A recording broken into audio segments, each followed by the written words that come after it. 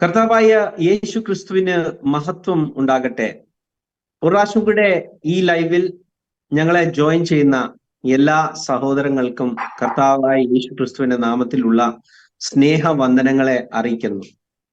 കഴിഞ്ഞ ദിവസങ്ങളിൽ ഞങ്ങൾ ചെയ്ത പല ലൈവുകളിലും നിങ്ങൾ നൽകുന്ന പ്രോത്സാഹനങ്ങളും നിങ്ങൾ കാണിക്കുന്ന ആ കമന്റ്സിൽ ഉള്ള വളരെ നല്ലതായ ചോദ്യങ്ങളും എല്ലാ തരത്തിലെയും ഈ മെസ്സേജുകളെ ഷെയർ ചെയ്തും ഈ മെസ്സേജുകളെ മറ്റുള്ളവരിലേക്ക് എത്തിച്ചും ഞങ്ങളെ സഹായിക്കുന്ന എല്ലാ സഹോദരങ്ങൾക്കും വളരെ നന്ദിയോടെ ഈ സമയത്ത് ഞങ്ങൾ ഓർക്കുകയാണ്.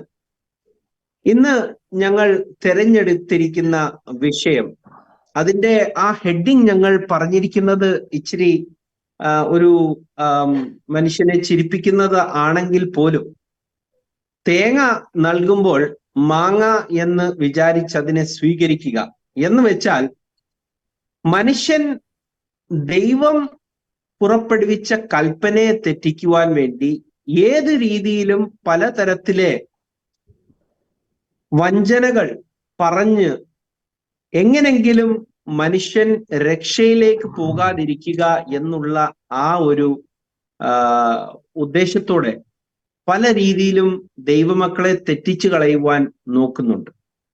നമ്മൾ കാണുന്നു, ആദ്യം ദൈവം മനുഷ്യനെ സൃഷ്ടിച്ചപ്പോൾ ദൈവം കൽപ്പന കൊടുത്തത് ആദാമിനായിരുന്നു. ആദാം ആ കൽപ്പന കേട്ടിരുന്നു. ആ കൽപ്പനയെ പാലിക്കേണ്ടതും ആ കൽപ്പനയെ പറ്റി ചോദിക്കേണ്ടതും ആദാമായിരുന്നു. എന്നാൽ ആദാമിൽ നിന്നും വന്ന ഹവ്വ ഒരു പ്രശ്നം വന്നപ്പോൾ, അല്ലെങ്കിൽ സാത്താൻ അവൾക്ക് വേറെ ഒരു നിർദ്ദേശം നൽകിയപ്പോൾ, ആദാമിനോട് എന്താണ് ദൈവം പറഞ്ഞിരിക്കുന്നത് എന്ന് ചോദിക്കാതെ സ്വയം ഒരു തീരുമാനം എടുക്കുകയും സാത്താൻ പറഞ്ഞ വാക്ക് കേട്ട് പാപത്തിലേക്ക് വീഴുകയും ചെയ്യുന്ന കാര്യം നമ്മൾ കാണുന്നു. അതുപോലെ തന്നെ ആദ്യത്തെ നിയമം ദൈവം ഏൽപ്പിച്ചത് മോശയ്ക്കായിരുന്നു. എന്നാൽ നമ്മൾ കാണുന്നു, മോശയോട് മല്ലിടുന്ന ഇസ്രായേൽ മക്കൾ. അതിൽ കോരഹിന്റെ കാര്യം നമ്മൾ വളരെ വ്യക്തമായിട്ട് കാണുന്നു. കോരഹ് മോശയോട് മല്ലിടുന്നു. പിന്നെ ആ ദൈവം തന്നെ യെരമ്യാവിന്റെ പ്രവചനത്തിൽ പറയുന്നു, ഞാൻ ഇസ്രായേൽ ഗൃഹത്തോട് ഒരു പുതിയ നിയമം ചെയ്യുവാൻ പോകുന്നു. അത് പഴയ നിയമം പോലെയല്ല, അത് ഇസ്രായേലിന്റെ പിതാക്കന്മാരോട് ചെയ്ത നിയമം പോലെയല്ല, അത് പുതിയ ഒരു നിയമമാകുന്നു.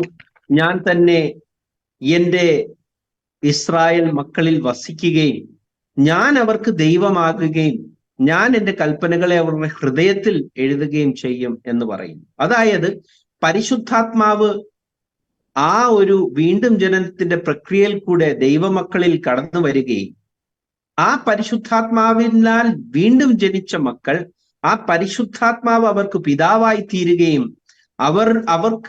അവർ ആ നിയമം അവർ ഹൃദയത്തിൽ വരികയും ചെയ്യുന്ന, അങ്ങനെ ജീവിക്കുന്ന മക്കളെ പറ്റിയാണ് അവിടെ പറയുന്നത്. ഈ കൽപ്പനകൾ കർത്താവായ യേശു ക്രിസ്തു, അതായത് പഴയ നിയമത്തിലെ യഹോവ തന്നെ പുറപ്പെടുവിച്ചത് തൻ്റെ ശിഷ്യന്മാരാണ്. പക്ഷേ നമ്മൾ കാണുന്നു, ആദ്യത്തെ ആ ഒരു നൂറ്റാണ്ട് മുതൽ ആ ഒരു അപ്പോസ്തലന്മാരിൽ കൂടെ കർത്താവായ യേശു ക്രിസ്തു വെച്ച ഒരു വാതിൽ, അതായത് ചെറിയ വഴി, ഇടുങ്ങിയ വഴി, ആ വഴിയുടെ അടുത്ത് കൊണ്ടുവന്ന് വേറെ വഴികളെ വെച്ച് എങ്ങനെയെങ്കിലും ദൈവമക്കൾ ആ വഴിയിലേക്ക് പ്രവേശിക്കാതെ ഇരിക്കട്ടെ എന്നുള്ള പ്രവൃത്തി ചെയ്യുന്ന സാത്താന്റെ മക്കൾ ഈ ലോകത്തിൽ പലതുമുണ്ട്. അങ്ങനെ നമ്മൾ കാണുന്നു പല തരത്തിലെ സ്നാനത്തെ പറ്റിയുള്ള പഠിപ്പീരുകൾ. അങ്ങനെ ഒരു പഠിപ്പീരിനെ പറ്റിയാണ് ഇന്ന് നമ്മൾ സംസാരിക്കുവാൻ പോകുന്നത്. അതിൽ പ്രധാനമായിട്ട് ഈ യഹോവ സാക്ഷികൾ എന്ന് പറയുന്ന ഗ്രൂപ്പിൽപ്പെട്ട കുളഞ്ഞിക്കുമ്പിൽ ശാമുവേൽ എന്ന് പറയുന്ന ഒരു സഹോദരൻ, അദ്ദേഹം പറയുന്നത്, സ്നാനപ്പെടുത്തുന്നവൻ പിതാവിന്റെയും പുത്രന്റെയും പരിശുദ്ധാത്മാവിന്റെയും നാമത്തിൽ സ്നാനപ്പെടുത്തുകയും സ്നാനം സ്വീകരിക്കുന്നവൻ അത് യേശു ക്രിസ്തുവിന്റെ നാമത്തിൽ സ്വീകരിക്കുകയും ചെയ്യണം എന്നാണ് പഠിപ്പിക്കുന്നത്. ഇങ്ങനെ എപ്പോഴെങ്കിലും കർത്താവായ യേശു ക്രിസ്തു തന്റെ ശിഷ്യന്മാരോട് പറഞ്ഞിട്ടുണ്ടോ? ഇങ്ങനെ ഏതെങ്കിലും ശിഷ്യന്മാര് തന്നെ പിന്തുടർന്നവരോട് പറഞ്ഞിട്ടുണ്ടോ എന്നുള്ള കാര്യമാണ് നമ്മൾ ഇന്ന് ഈ ഒരു ചർച്ചയിൽ കൂടെ നോക്കുവാൻ പോകുന്നത്. അപ്പോൾ ആദ്യത്തെ ചോദ്യം ഞാൻ ചോദിക്കുവാൻ പോകുന്നത് പാസ്റ്റർ ജോയ് ജോസഫ്. എല്ലാവരെയും കർത്താവിന്റെ നാമത്തിൽ സ്നേഹവന്ദനം പറയുന്നു. ഈ ഡിസ്കഷനിലേക്ക് സ്വാഗതം ചെയ്യുന്നു. Pastor Joy Joseph, pastor Jose Varghese, pastor Abraham കുട്ടി, ബ്രദർ സൈമൺ ബെഞ്ചമിൻ ജോയിൻ ചെയ്യുന്നുണ്ട്. അപ്പോൾ എല്ലാവർക്കും കർത്താവിന്റെ നാമത്തിൽ സ്നേഹവന്ദനം. ആദ്യത്തെ ചോദ്യം പാസ്റ്റർ ജോയ് ജോസഫിനോടാണ്. പിതാവിന്റെയും പുത്രന്റെയും പരിശുദ്ധാത്മാവിന്റെയും നാമത്തിൽ സ്നാനം കൊടുപ്പാനും അത് കർത്താവിന്റെ നാമത്തിൽ സ്വീകരിക്കുവാനും ഇങ്ങനെ പറഞ്ഞ് ആരെങ്കിലും, അതായത് കർത്താവോ അല്ലെങ്കിൽ ശിഷ്യന്മാരോ ആരെങ്കിലും കൽപ്പിച്ചിട്ടുണ്ടോ? ഇങ്ങനെ ആദ്യം നമുക്ക് കർത്താവായ യേശു ക്രിസ്തുവിൻ അങ്ങനെ എന്താണ് സ്നാനത്തെ പറ്റി പറഞ്ഞിരിക്കുന്നതെന്ന് ഉള്ള കാര്യം നമുക്ക് എടുക്കാം. എന്താണ് യേശു പറഞ്ഞ കൽപ്പനയിൽ കൂടെ നമുക്ക് മനസ്സിലാക്കുവാൻ സാധിക്കും? കർത്താവിന്റെ ശ്രേഷ്ഠദാസന്മാർക്ക് കർത്താവായ യേശു ക്രിസ്തുവിന്റെ നാമത്തിൽ വളരെയധികം നന്ദി അറിയിക്കുന്നു. ഞങ്ങളെ കേൾക്കുന്ന മാന്യ ശ്രോതാക്കളെയും കർത്താവായ യേശു ക്രിസ്തു അനുഗ്രഹിക്കട്ടെ. ഇവിടെ കർത്താവിന്റെ ദാസൻ വിൽസൺ ബ്രദർ ചോദിച്ച ചോദ്യം വളരെ അർത്ഥവത്തായിട്ടുള്ളൊരു ചോദ്യമാണ്. ഈ ക്രൈസ്തവ സമൂഹത്തിൽ, പ്രത്യേകിച്ച് നമ്മുടെ കേരളത്തിൽ, ദൈവവചനത്തെ യഥാർത്ഥമായിട്ട് പ്രസംഗിക്കാതെ എവിടുന്നോ കളഞ്ഞു കിട്ടിയ സാത്താനിക ഉപദേശമായിട്ട് നടക്കുന്ന ചില മാന്യന്മാര് ക്രിസ്ത്യാനികൾ എന്ന ഭാവേന ജനങ്ങളെ വഞ്ചിക്കാൻ ഇറങ്ങിയിട്ടുണ്ട്. ആ വഞ്ചന അത്ര ഫലവത്താകുന്നില്ല. പല പ്രാവശ്യം യേശുക്രിസ്തുവിന്റെ നാമത്തിനെതിരെ ഈ പരിപാടി തുടങ്ങിയിട്ട് അയക്കെന്ന് പറഞ്ഞാൽ ഈ കുരു എന്ന് പറയുന്ന വിളയ്ക്ക് തന്റെ കുരു ഇവിടെ വിളയിക്കാനായിട്ട് പറ്റിയിട്ടില്ല. സാമാന്യ ബോധമുള്ള, ദൈവത്തിന്റെ പരിശുദ്ധാത്മാവ് പ്രാപിച്ചിട്ടുള്ള, തിരുവചനത്തെ നന്നായി പഠിക്കുന്ന ഏതൊരു ദൈവ പൈതലിനും മനസ്സിലാക്കുവാൻ കഴിയും അയാളിൽ ഭരിക്കുന്നത് സാത്താനികമായിട്ടുള്ള വലിയ തന്ത്രം ആണ്. പക്ഷെ അത് ഫലവത്താകുന്നില്ല. അദ്ദേഹത്തിന്റെ കുരു അങ്ങനെ ഇരുന്ന് പേടായി പോവുകയല്ലാതെ ഒരിക്കലും അത് കിളിർത്തു വരില്ല. കാരണം അദ്ദേഹം ചെയ്യുന്ന വിക്രികളൊക്കെ ഈ കൊച്ചുകുട്ടികൾ, സാധാരണ ഈ മാർക്കറ്റിലെ പിള്ളേർ കാണിക്കുന്ന, ആരെങ്കിലും യേശു നാമക്കാർ ഒരു പോസ്റ്റ് ഇട്ടാൽ അതിന്റെ പുറത്തു കൊണ്ടുപോയി വെട്ടിട്ടിട്ട് വല്ലവന്റെ പോസ്റ്റിന്റെ പുറത്ത് വലിഞ്ഞു കയറി അതിന് വെട്ടിയിടുക എന്ന് പറഞ്ഞു. ഞാൻ അയാൾക്ക് സൂചന കൊടുത്തു. ഞാൻ പറഞ്ഞു, എടോ, യേശു ക്രിസ്തു ഞങ്ങളുടെ അപ്പനാ. ഞങ്ങളാരും അപ്പന്റെ നെഞ്ചത്ത് കയറി വെട്ടിയിടാറില്ല. ഞാൻ അയാളോട് പറഞ്ഞു. അപ്പൊ അയാളെ സംബന്ധിച്ച് പറഞ്ഞാൽ പറയുന്ന കാര്യങ്ങൾ നമ്മൾ ഗമനിക്കണ്ട, അയാളുമായിട്ടൊരു സംഭാഷണത്തിന് പോകണ്ട, പിശാചുമായിട്ട് ദൈവം തള്ളിക്കളഞ്ഞ പിശാചുമായിട്ട് ഏറ്റുമുട്ടാൻ പോകേണ്ട ഗതികേട് യേശുക്രിസ്തുവിന്റെ നാമക്കാർക്കില്ല എന്ന് തന്നെയാണ് എൻ്റെ അഭിപ്രായം. എങ്കിലും പാവപ്പെട്ട ജനത്തെ, സാധുക്കളായ ജനത്തെ ഉദ്ദേശിച്ച് നമ്മൾ ഇത് വ്യക്തമാക്കേണ്ട ആവശ്യമാണ്. അയാള് കഴിഞ്ഞ നാളുകളിലായി പറയുന്ന വാക്കാണ് നമ്മുടെ വിൻസൻ ബ്രദർ പറഞ്ഞത്. സ്നാനപ്പെടുത്തുന്ന സ്നാപകൻ പിതാവിന്റെയും പുത്രന്റെയും പരിശുദ്ധാത്മാവിന്റെയും എന്നുള്ള അക്ഷരം പറയണം. സ്നാനപ്പെടുന്ന വ്യക്തി യേശുവിന്റെ നാമത്തിൽ സ്നാനപ്പെട്ടോണം. ഇത് കേൾക്കുമ്പോഴേ അറിയാം അവന്റെ തലയ്ക്ക് സാമാന്യ ബോധമില്ലെന്ന്. കേൾക്കുമ്പോഴേ അറിയാം. ഇവനോടൊക്കെ എതിർക്കാൻ പോകേണ്ട കാര്യം ഇല്ല. പക്ഷേ ജനങ്ങൾ വഞ്ചിക്കപ്പെടരുത്. അത് നമ്മുടെ കൂടെ ആവശ്യമാണ്. വിശുദ്ധ ബൈബിളിൽ നമ്മൾ വായിക്കുന്ന അവസരത്തില് ഞാൻ 2 വാക്യം പ്രാരംഭത്തിൽ എടുക്കാം. ഒന്ന്, അപ്പോസ്തല പ്രവൃത്തി 10-ാം അധ്യായത്തിന്റെ ഒന്ന് അപ്പോസ്തലർ 19 അധ്യായത്തിന്റെ 5 വാക്യമാണ്. നമുക്കറിയാം, അപ്പൊല്ലോസ് കൊരിന്തിലിരിക്കുമ്പോൾ പൗലോസ് ഉൾപ്രദേശങ്ങളിലൂടെ സഞ്ചരിച്ച് എഫെസോസിലെത്തി. ചില ശിഷ്യന്മാരെ കണ്ടു. നിങ്ങൾ വിശ്വസിച്ചിട്ട് പരിശുദ്ധാത്മാവിനെ പ്രാപിച്ചു എന്ന് ചോദിച്ചു. പരിശുദ്ധാത്മാവ് ഉണ്ടെന്ന് പോലും ഞങ്ങൾ കേട്ടിട്ടില്ല എന്ന് പറഞ്ഞു. നിങ്ങളുടെ സ്നാനം ഏതായിരുന്നു? യോഹന്നാന്റെ സ്നാനമാണ് എന്ന് പറഞ്ഞു. അവരോട് പറഞ്ഞു, അവന്റെ പിന്നാലെ വരുന്ന യേശുവിൽ വിശ്വസിക്കണമെന്ന് പറഞ്ഞു. അങ്ങനെ ഇത് കേട്ടാറേ അവർ കർത്താവായ യേശു ക്രിസ്തുവിന്റെ നാമത്തിൽ സ്നാനമേറ്റു. സ്നാനമേറ്റവര് യേശു ക്രിസ്തുവിന്റെ നാമത്തിലാണ് സ്നാനമേറ്റത്. ഇനി സ്നാനപ്പെടുത്താൻ അപ്പോസ്തലന്മാരെ എങ്ങനെ പഠിപ്പിച്ചിരിക്കുന്നത്? അതും കൂടെ ഞാൻ വായിക്കാം. അപ്പോസ്തല പ്രവൃത്തി 10 അധ്യായത്തിൽ അതിന്റെ 43 വാക്യം, ജാതികളായിരിക്കുന്ന, അല്ലെങ്കിൽ നമ്മളുടെ ജാതികളായിരിക്കുന്ന എന്റെയും നിങ്ങളുടെയും പ്രതിനിധിയായി ബൈബിളിൽ പ്രകീർത്തിക്കുന്ന കൊർന്നല്യോസ് എന്ന് പറയുന്ന കുടുംബത്തെ സ്നാനപ്പെടുത്തിയത് ഇങ്ങനെയാണ്. പത്രോസ് അവരെ യേശുക്രിസ്തുവിന്റെ നാമത്തിൽ സ്നാനം കഴിപ്പിപ്പാൻ കൽപ്പിച്ചു. ശ്രദ്ധിക്കണേ, കഴിപ്പിപ്പാൻ കൽപ്പിച്ചു, കഴിക്കാനല്ല, കഴിപ്പിപ്പാൻ. അപ്പോൾ ഇത് ആരോട് കൽപ്പിച്ചു? ഇത് സ്നാനപ്പെടുത്തുന്ന സ്നാപകനോട് കൽപ്പിച്ച കാര്യമാണ്. നിങ്ങൾ അവരെ യേശുക്രിസ്തുവിന്റെ നാമത്തിൽ സ്നാനപ്പെടുത്താൻ. അപ്പോൾ സ്നാനപ്പെടേണ്ടത് എങ്ങനെയാ? കർത്താവായ യേശുക്രിസ്തുവിന്റെ നാമത്തിലാണ് സ്നാനപ്പെടണമെന്ന് 19:5 വായിച്ചു. സ്നാനപ്പെടുത്തേണ്ടത് യേശുക്രിസ്തുവിന്റെ നാമത്തിലാണെന്ന് ഞാൻ 2 വാക്യമേ ഉദാഹരണം ഇവിടെ പറയുന്നുള്ളൂ. പിന്നെ ഇയാൾക്ക് എവിടെ കിട്ടി ഈ സാത്താനിക വഞ്ചന? കൊടും പിശാച് ബാധിച്ച ഒരുവനെ യേശുക്രിസ്തു ദൈവമല്ലെന്ന് വിളംബരം ചെയ്യാൻ കഴിയൂ. വിളംബരം ചെയ്യാം എന്നുള്ളതല്ലാതെ അതൊരിക്കലും വിജയിക്കില്ല. ദുരാത്മാവിലല്ലാതെ യേശുക്രിസ്തുവിനെ ശപിക്കപ്പെട്ടവനെന്ന് പറയുവാൻ ആർക്കും കഴിയില്ല. അവൻ ശപിക്കപ്പെട്ടവനെന്ന് പറയുന്നില്ലെങ്കിലും യേശു ദൈവമല്ല എന്ന് പറഞ്ഞാൽ യേശു ശപിക്കപ്പെട്ടവനായതിന്റെ അർത്ഥം. അപ്പോ യഥാർത്ഥത്തിൽ കർത്താവായി വിശുദ്ധ ബൈബിൾ വായിക്കുന്നു എന്ന് പറയുന്ന ഒരു വ്യക്തിക്ക് യേശുവിനെ ദൈവമായിട്ട് ഒരൊറ്റ വാക്യം കാണുവാൻ കഴിയുന്നില്ലെങ്കിൽ അവൻ അന്ധത പിടിച്ചവനും, അവൻ മൂഢനും, അവൻ ബുദ്ധിശൂന്യനും, അല്ലെങ്കിൽ പ്രവാചകന്മാർ പറഞ്ഞിരിക്കുന്നത് വിശ്വസിക്കാത്ത മന്ദബുദ്ധിയുമാണ്. ആ കൂട്ടത്തിൽ പെടുന്ന ഒരുവനാണ് ഇവൻ. ആരാ? ഈ കുളഞ്ഞിക്കൊമ്പിൽ എന്ന് പറയുന്ന ആ സഹോദരൻ. അയാളെ വിളിക്കാൻ പാടില്ല കേട്ടോ, ഞാൻ അബദ്ധത്തിൽ പറഞ്ഞു പോയതാ. അയാളെ സഹോദരൻ പോലും വിളിക്കാൻ പാടില്ല. ആ മനുഷ്യൻ പറയുന്ന വിവരക്കേട് ഇവിടെ അംഗീകരിക്കാൻ ആരും ഇല്ലെന്നുള്ളത് ഇവിടെ തൃത്തക്കാർ പോലും അംഗീകരിക്കുകയില്ല. കഴിഞ്ഞ ദിവസം തൃത്തത്തിൽ ഒരാള് എന്നെ വിളിച്ചു പറഞ്ഞു, പാഷ ഈ കുളഞ്ഞിക്കൊമ്പിൽ എന്ന് പറയുന്ന ആളെ അറിയുമെന്ന് ഞാൻ ചോദിച്ചു. ഉടനെ പറഞ്ഞു, അത് നമ്മുടെ ജോസ് വർഗീസ് പാഷക്ക് അറിയാം, അദ്ദേഹം കോട്ടയത്തുള്ള ആളാണ്. കോട്ടയത്തിൽ ഞങ്ങൾ അടുത്ത ദിവസം അദ്ദേഹത്തിന്റെ വീട്ടിൽ പോകുന്നുണ്ട്. ഞാൻ പറഞ്ഞറിയാം, അയാള് പിശാച് ബാധിച്ച വ്യക്തിയെ കേട്ടോ. അയാളുമായിട്ട് എനിക്ക് സംസാരം വേണ്ടെന്ന് വെച്ച് ഞാൻ നിർത്തിയെന്ന്.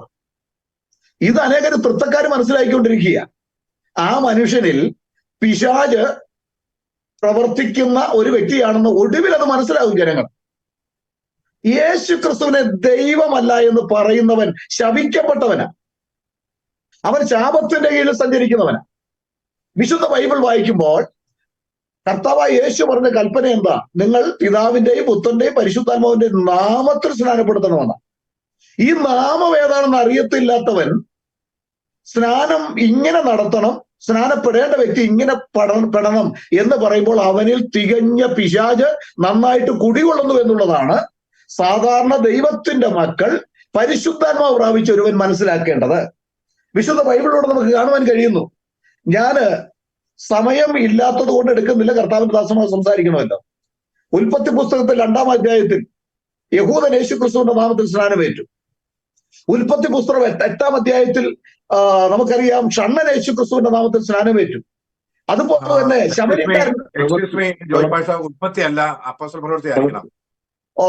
സോറി അപ്പോസ്തല പ്രവൃത്തി. ഓക്കെ, അപ്പോസ്തല പ്രവൃത്തി 2-ാം അധ്യായത്തിൽ, അതുപോലെ തന്നെ അപ്പോസ്തല പ്രവൃത്തി 8-ാം അധ്യായത്തിൽ ഷണ്ണനും അതുപോലെ ശമരിയക്കാരനും കാര്യം യേശു ക്രിസ്തുവിന്റെ നാമത്തിൽ സ്നാനമേറ്റു.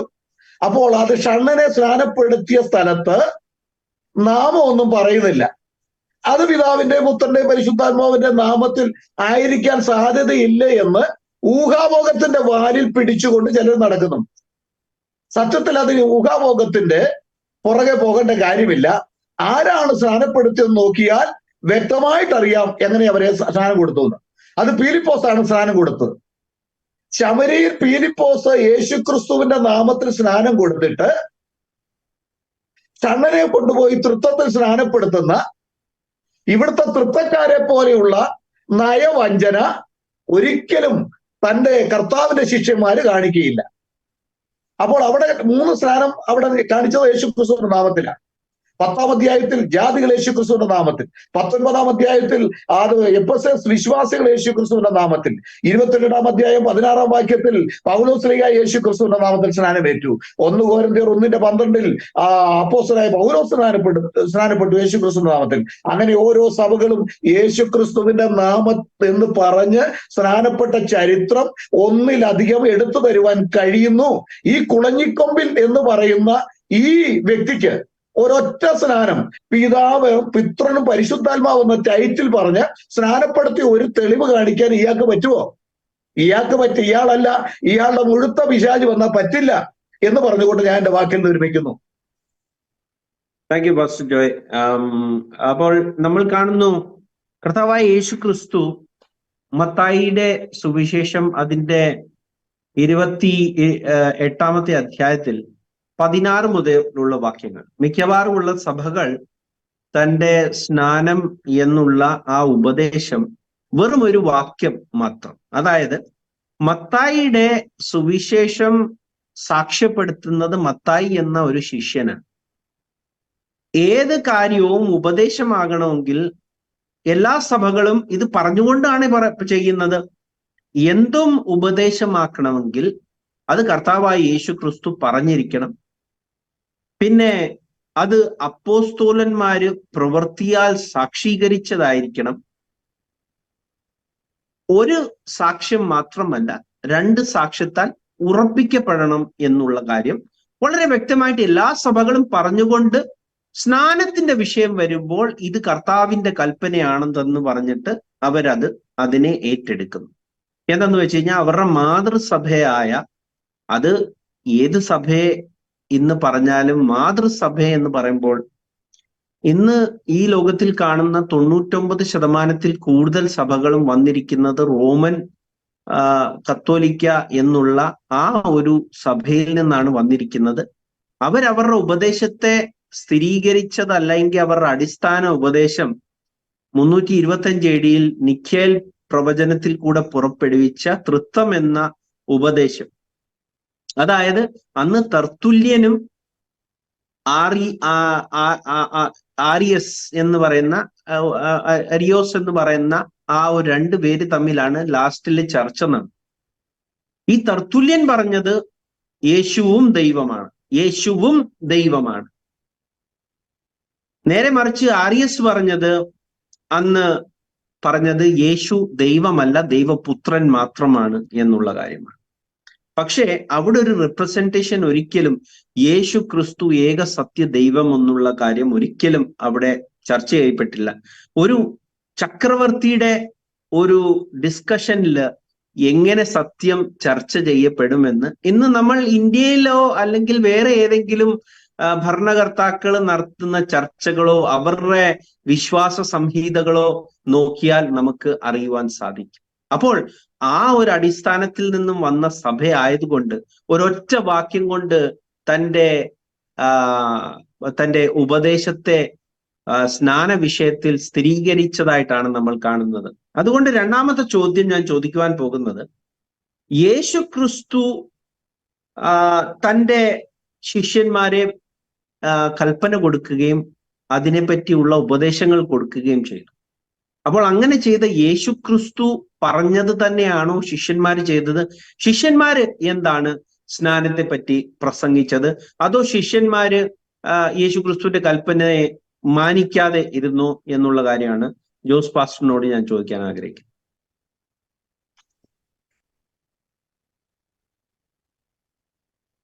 Mute. Thank you Wilson brother. വളരെ നല്ലൊരു ചോദ്യമാണ് കർത്താവിന്റെ ദാസൻ ചോദിച്ചത്. അതിനു മുമ്പ് ഒരു കാര്യം ഓർമ്മിപ്പിക്കാനുള്ളത്, ഈ കുരുവിള കുളഞ്ഞിക്കൊമ്പൽ സാമുവൽ എന്ന് പറയുന്ന അദ്ദേഹം യഹോവയുടെ സാക്ഷി എന്നുള്ള വിഭാഗത്തിലുള്ള ആളല്ല. ക്രിസ്റ്റാഡെൽഫിയൻസ് എന്നുള്ളതാണ് അവരുടെ സംഘടനയുടെ പേര്. വേൾഡ് വൈഡ് 50,000 പേര് മാത്രമാണ് ലേറ്റസ്റ്റ് അവരുടെ പോപ്പുലേഷൻ ഉള്ളൂ. വേറാസ് യാവേ വിറ്റ്നസിന് 8.6 മില്യൺ വേൾഡ് വൈഡ് ഉണ്ട്. ഇത് 120 ഒരു കേഡർ സംവിധാനത്തിലാണ്. കുരില കൊളഞ്ഞിക്കമ്പൽ സാമുവലിനെ സംബന്ധിച്ചോളം അവരുടെ ഇന്ത്യയിലെ പ്രതിനിധിയാണ് അദ്ദേഹം. ഫണ്ട് കാര്യങ്ങളൊക്കെ അദ്ദേഹത്തിന്റെ ത്രൂ ആണ് വരുന്നത്. അപ്പൊ അവരുടെ ഉപദേശം എന്ന് പറയുന്നത് ഈ അക്ഷരങ്ങളിൽ മാത്രം തൂങ്ങിക്കിടക്കുന്ന ഒരു ഉപദേശമാണ് അവരുടെ. മത്തായി 28:19 യേശുക്രിസ്തുവിന്റെ കൽപ്പനയാണ്, അതനുസരിക്കണം. അത് തന്നെയാണ് അത് പ്രവർത്തിക്കുമ്പോൾ ചെയ്യണം എന്നുള്ളത്. ആ കൽപ്പനയുടെ റെവലേഷൻ അല്ല അവർക്ക് വേണ്ടിയത്. ആ വാക്യം അങ്ങനെ അവിടെ ഉരുവിടുകയും വേണം, അപ്പോസ്തലന്മാർ ചെയ്തതുപോലെ സ്വീകരിക്കുകയും വേണം. അപ്പോ ഈ കുരുവിള കുളഞ്ഞിക്കൽ സാമുവൽ ഇന്ന് വരെയും അദ്ദേഹത്തിന്റെ ഉപദേശം ഈ ക്രിസ്റ്റാഡെൽഫിയനാണെന്ന് അദ്ദേഹം പറഞ്ഞിട്ടില്ല. മാത്രമല്ല, ഈ കൾട്ട് ഉപദേഷ്ടാക്കന്മാരെല്ലാവരും പൊതുവിൽ സ്വീകരിക്കുന്ന ഒരു നിലപാട് എന്തെന്ന് ചോദിച്ചു കഴിഞ്ഞാൽ, അവരാരാണെന്നുള്ള കാര്യം ആളുകൾ അവരുടെ കയ്യിൽ വന്ന് പുറത്തു പോകുകയല്ല എന്ന് വരുമ്പോൾ മാത്രമാണ് അവരുടെ ഉപദേശത്തിന്റെ ഉള്ളറകളിലേക്ക് കൊണ്ടുപോകുള്ളൂ.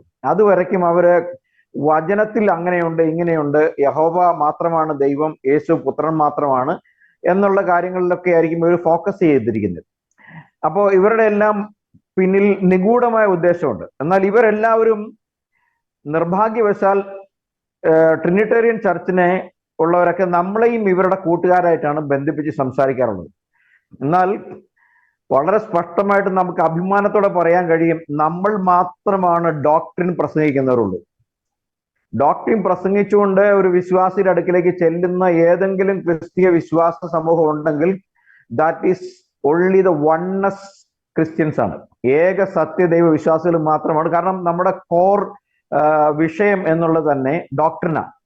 ബാക്കിയുള്ളവര് അതും ഇതും കാണിച്ച് കൊണ്ടുപോയി അവരുടെ കയ്യിൽ പെട്ട് കഴിയുമ്പോൾ മാത്രമാണ് അവർക്ക് ചാൾസിനെ കുറിച്ചും പിന്നെ ക്രിസ്റ്റാഡെൽഫിയൻസിനെ കുറിച്ചും അവരുടെ ആളുകളെ കുറിച്ചും ഉപദേശത്തെ കുറിച്ചും പറയുള്ളൂ. അപ്പൊ അതുകൊണ്ട് ഇദ്ദേഹം ക്രിസ്റ്റാഡെൽഫിയൻസ് എന്നാണ്. ഇതൊരു ഗ്രീക്ക് പദമാണ്. ക്രിസ്റ്റ പ്ലസ് ഡെൽഫിയൻ എന്ന് പറഞ്ഞു കഴിഞ്ഞാൽ ബ്രദേഴ്സ് ഓഫ് ക്രൈസ്റ്റ് എന്നാണ് ഇവരുടെ തീം. ക്രിസ്തുവിന്റെ സഹോദരന്മാർ, ക്രിസ്തു പുത്രൻ മാത്രം, ദൈവത്തിന്റെ പുത്രൻ മാത്രം എന്നുള്ളതാണ്. ഏതാണ്ട് ഒരു ഡോക്ട്രിൻ വൈസ് നോക്കിക്കഴിഞ്ഞാൽ something similar to Yahweh witness. ഇതാണ് അവരുടെ ഒരു സംഭവം ഉള്ളത്. അപ്പൊ എന്നോട് ചോദിച്ച ചോദ്യത്തിലേക്ക് വരുമ്പോ അത് ഇങ്ങനെയായിരുന്നു. അപ്പോസ്തലന്മാരുടെ യേശുക്രിസ്തു കൽപ്പിച്ചത് അപ്പോസ്തലന്മാർ അനുസരിച്ചോ അതോ ധിക്കരിച്ചോ എന്നുള്ളതായിരുന്നു. ആമേ റൈറ്റ്? ശരിയാണോ? യെസ്. ഓക്കെ. അപ്പൊ നമുക്കറിയാം, കർത്താവായ യേശുക്രിസ്തു തന്റെ മരണത്തിന്റെ പുനരുദ്ധാനത്തിന് മുമ്പ് അപ്പോസ്തലന്മാരോട് യെരൂശലേമിൽ നിന്ന് വാങ്ങി പോകാതെ എന്നോട് കേട്ട പിതാവിന്റെ വാഗ്ദത്തത്തിനായി കാത്തിരിക്കണമെന്ന് അവരോട് ആവശ്യപ്പെടുകയും അവരെ കർത്താവിന്റെ ആവശ്യം സ്വീകരിച്ച് മർക്കോസിന്റെ മാളിക മുറിയിൽ അവർ പോയി പരിശുദ്ധാത്മാവ് എന്ന വാഗ്ദത്തത്തിന് വേണ്ടി കാത്തിരുന്നു. കർത്താവ് സ്വർഗാരോഹണം ചെയ്യുന്ന സമയത്ത് കർത്താവ് അവരോട് പറയുന്നത്, നിങ്ങൾ ഭൂമിയിൽ എങ്ങും പോയി സകല ജാതികളെ ശിഷ്യപ്പെടുത്തി പിതാവിന്റെയും പുത്രന്റെയും പരിശുദ്ധാത്മാവിന്റെ നാമത്തിൽ സ്നാനപ്പെടുത്തി ശിഷ്യരാക്കിക്കൊള്ളുവിൻ എന്ന് പറഞ്ഞു. അപ്പൊ ഇങ്ങനെ കർത്താവ് കൽപ്പിച്ചത് പിതാവിന്റെയും പുത്രന്റെയും പരിശുദ്ധാത്മാവിന്റെയും നാമത്തിൽ സ്നാനം കഴിപ്പിക്കുക എന്നുള്ളതാണ്. എന്നാൽ ഈ കർത്താവിന്റെ ഈ കൽപ്പന കേട്ടവരായ അപ്പോസ്തലന്മാർ കർത്താവ് വാഗ്ദത്തം ചെയ്ത പരിശുദ്ധാത്മാവ് അവർക്ക് വന്നപ്പോൾ അവർ യെരൂശലേമിൽ സ്നാനത്തിന്റെ കൽപ്പന കൊടുക്കുന്നത്, അവിടെ യെരൂശലേമിൽ യഹൂദ മത അനുസാരികളും യഹൂദന്മാരുമായ ആളുകൾ അവരുടെ പരമ്പരാഗതമായ പെന്തക്കോസ്റ്റൽ ഫീസ്റ്റിന് യെരൂശലേമിൽ വന്നുകൂടിയ ദിവസമായിരുന്നു അവരുടെ പെന്തക്കോസ്ത തിരുനാളും അവരുടെ വാഗ്ദത്ത പരിശുദ്ധാത്മാവിന്റെ ആഗമന ദിവസവും. അപ്പോൾ അന്ന് അവിടെ കൂടി വന്നിരുന്ന യഹൂദന്മാർക്ക് പതിവിന് വിരുദ്ധമായ ചില കാര്യങ്ങൾ യെരൂശലേമിൽ സംഭവിക്കുന്നുണ്ട്. അവിടെ കൊടിയ കാറ്റടിക്കുന്നതും അതുപോലെ അവിടെ അപ്പോസ്തലന്മാരുടെ അവരിരുന്ന മാളിക മുറി കുലുങ്ങിയതും, തുടർന്ന് അപ്പോസ്തലനായ പത്രോസിന്റെ പ്രസംഗവും, ആ പ്രസംഗത്തോടനുബന്ധിച്ച് അവിടെ കൂടി വന്ന പല ആളുകളും 3000-ഓളം ആളുകൾ വളരെ വേദനയോടും കുറ്റത്തോടും കൂടെ രക്ഷ പ്രാപിക്കാൻ എന്ത് ചെയ്യണമെന്ന് ചോദിച്ചപ്പോൾ പത്രോസ് അവരോട് പറയുന്നതാണ്, നിങ്ങൾ മാനസാന്തരപ്പെട്ട് ഓരോരുത്തൻ പാപങ്ങളുടെ മോചനത്തിനായി യേശുക്രിസ്തുവിന്റെ നാമത്തിൽ സ്നാനമേൽപ്പീൻ, എന്നാൽ പരിശുദ്ധാത്മാവെന്ന വാഗ്ദത്തം നിങ്ങൾക്ക് ലഭിക്കും. ഇപ്പോ ചോദ്യം, നമ്മുടെ നേരെ ഉയരുന്ന ചോദ്യം, കർത്താവിന്റെ കൽപ്പനയല്ലേ പ്രധാനപ്പെട്ട കൽപ്പന? അപ്പോസ്തലന്മാരെയാണോ അനുസരിക്കേണ്ടത്? കർത്താവിന്റെ കൽപ്പനയാണോ അനുസരിക്കുന്നത്? അവരാദ്യം മനസ്സിലാക്കുന്നില്ല, ഈ പുസ്തകങ്ങൾ എഴുതിയതായി ഇവർ കൈവശം വെച്ചിരിക്കുന്ന പുസ്തകങ്ങൾ എഴുതിയത് അപ്പോസ്തലന്മാരാണ്. ആ അപ്പോസ്തലന്മാർ എഴുതിയ പുസ്തകം അവർക്ക് ഉപയോഗിക്കാം.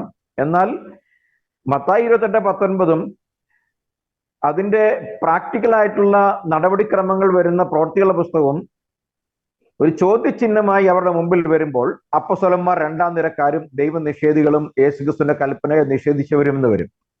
എന്നാൽ എഫേസ്യ ലേഖനം 2ാം അധ്യായം അതിന്റെ 20ാമത്തെ വാക്യം വായിക്കുന്ന, അപ്പോസ്തലന്മാരും പ്രവാചകന്മാരുമാകുന്ന അടിസ്ഥാനത്തിന്മേൽ ക്രിസ്തു മൂലക്കല്ലായി സഭ പണിയപ്പെട്ടു വരുന്നു. അപ്പൊ സഭയുടെ അടിസ്ഥാന പ്രമാണമാണ് പിതാവ്, പുത്രൻ, പരിശുദ്ധാത്മാവ് എന്ന 3 ഓഫീസുകളിൽ അല്ലെങ്കിൽ 3 പദവികളിൽ വ്യാപരിക്കുന്ന ഒരേ ഒരു ദൈവം എന്നുള്ളതും, ആ ദൈവത്തിന്റെ മാംസപ്രത്യക്ഷതയായ ജഡപ്രത്യക്ഷതയായ യേശുക്രിസ്തുവാണ് പാപങ്ങളുടെ പരിഹാരത്തിന് വേണ്ടി ഞങ്ങൾക്ക് വേണ്ടി മരിച്ചതെന്നും, ആ യേശുക്രിസ്തുവിന്റെ മരണത്തിലും അവന്റെ ശവസംസ്കാരത്തിലും ഉയർത്തെഴുന്നേൽപ്പിലുമുള്ള വിശ്വാസ പ്രഖ്യാപനവും അതിനോടുള്ള ഐക്യപ്പെടലുമാണ് സ്നാനമെന്ന് പിന്നീട് പ്രധാനപ്പെട്ട അപ്പോസ്തലന്മാരിൽ പൗലോസ് തന്നെ റോമർക്ക് എഴുതിയ ലേഖനത്തിൽ 6ാമത്തെ അധ്യായത്തിൽ വ്യക്തമായിട്ട് പറയുന്നു.